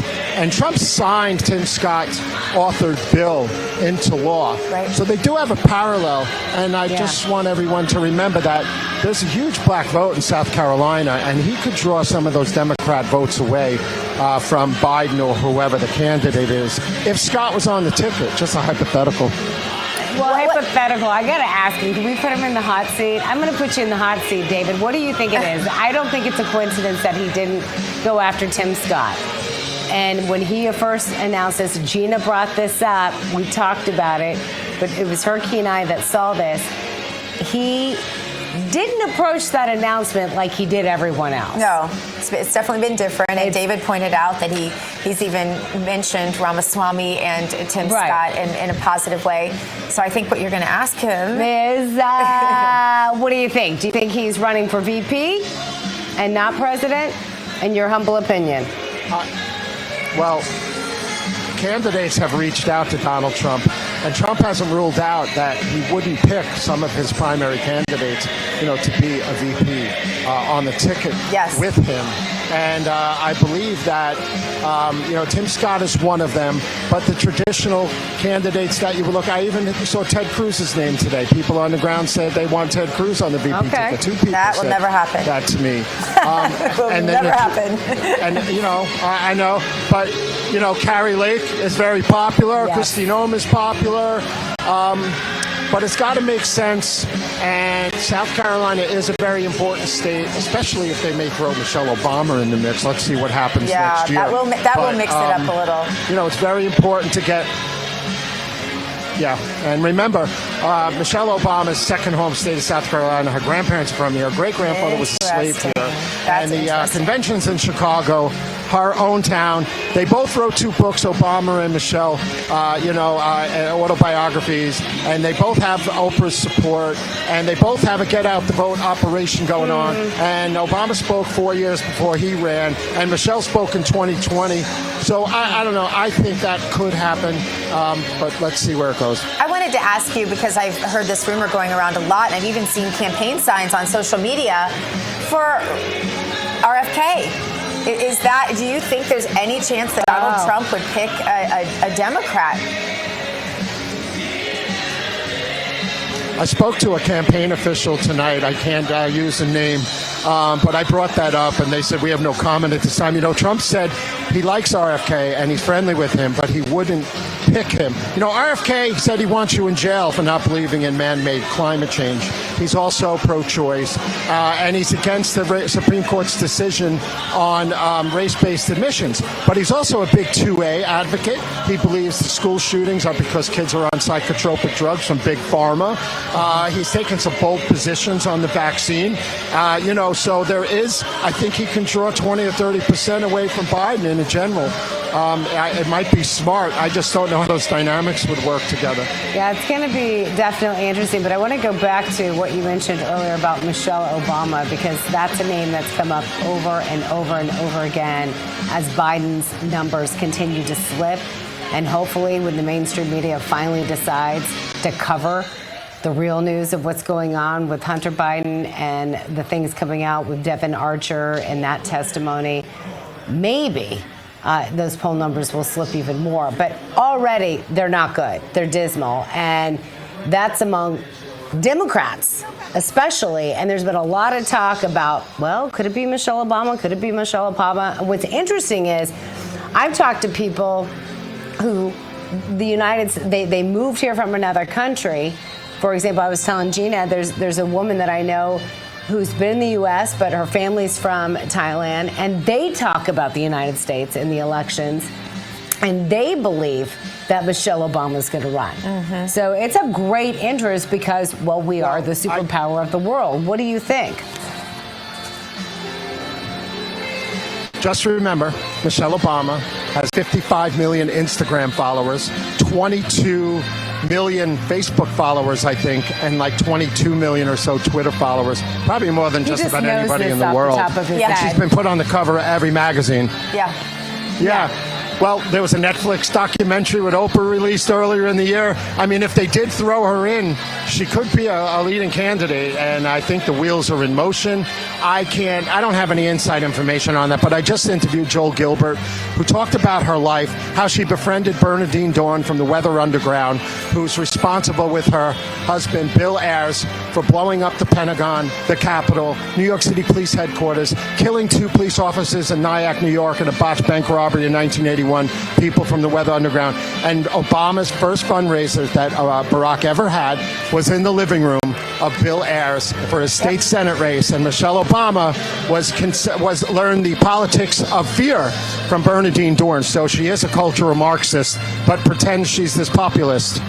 Yeah, that's such a great point. Yeah. Some great history there too. David, what do you think the Sunday morning talk shows are going to say about President Trump's weekend in Alabama and now South Carolina? Trump released a statement today that one of his attorneys will be appearing on all the Sunday shows. So I think it will be more about the indictment, the judge trying to put a lid on Trump's voicing his opinion, the protective order that the Democrats requested on Friday. It'll probably focus more on that. And they listed the shows that will appear on Trump's attorney tomorrow. I forgot which one, but yes. Well, whether or not they'll actually let Trump's lawyers really speak and share their side, that remains to be seen. But at least they're covering it, and it would be nice, again, going to that viewer Pickles. We appreciate you. Everybody's got their own little nickname, but reaching out on Getter, our viewers, smart, sharp, they know things probably better than any of us. Let's be honest. But mentioning all these other comments by Maxine Waters and whatnot, that we have a tendency to forget. And if Trump said those things, right. That's it's exactly right. What they've said has been worse. Always, been worse. So thank you so much. Jason, you were talking to me, but I was talking, and so I couldn't hear you. So what were you saying? Okay, got it. He said it's about time for us to wrap things up. Yeah, wrap things up. All right. So nice. It has been wonderful. Tonight. David Zier, what a huge honor ever to get to share the screen with you. Thank you so much. How about these new digs? Yes, we're kind of surprised. This is our new studio.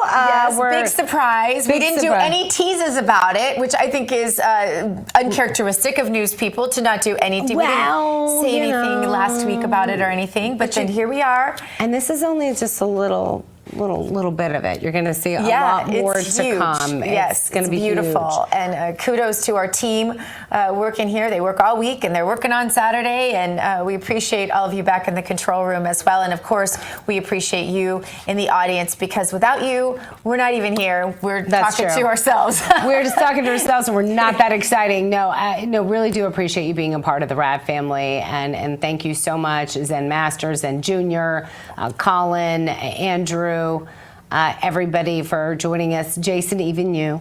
Even Jason. No, we just give Jason a hard time. No, really do. We have a wonderful team here, and you're a part of our family. So we want you guys to have a great rest of your weekend. Yes, enjoy it. And don't miss a minute of our programming, because it only gets better every day. And Miranda and I, as for the two of us, we will see you again at 4 o'clock on Special Report, Monday through Friday, 4 o'clock Eastern. And we'll see your, as Miranda says, beautiful faces there. And we can't wait. We'll be in touch on social media through the rest of the weekend. And do what you do best. Live the truth and go boldly now. That's right. That's Have what a great Gina evening. says.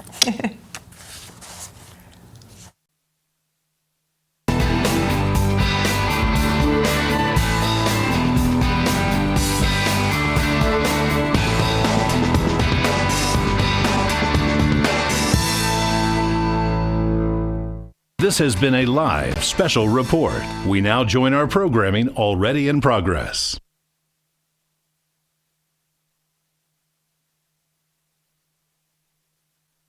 Was not just missing dad. It had been broken, and part of your family was living with relatives. The other part was living with relatives.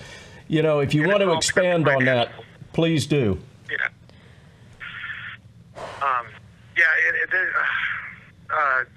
RealJ6.com, they're doing an amazing job. I mean, if it wasn't for them, I wouldn't have been able to see my family at all. They're really struggling out there. I was the breadwinner. You know, I had a really good job, and but now my career's gone. Everything. And I really hate asking for help, but any help is definitely appreciated. And I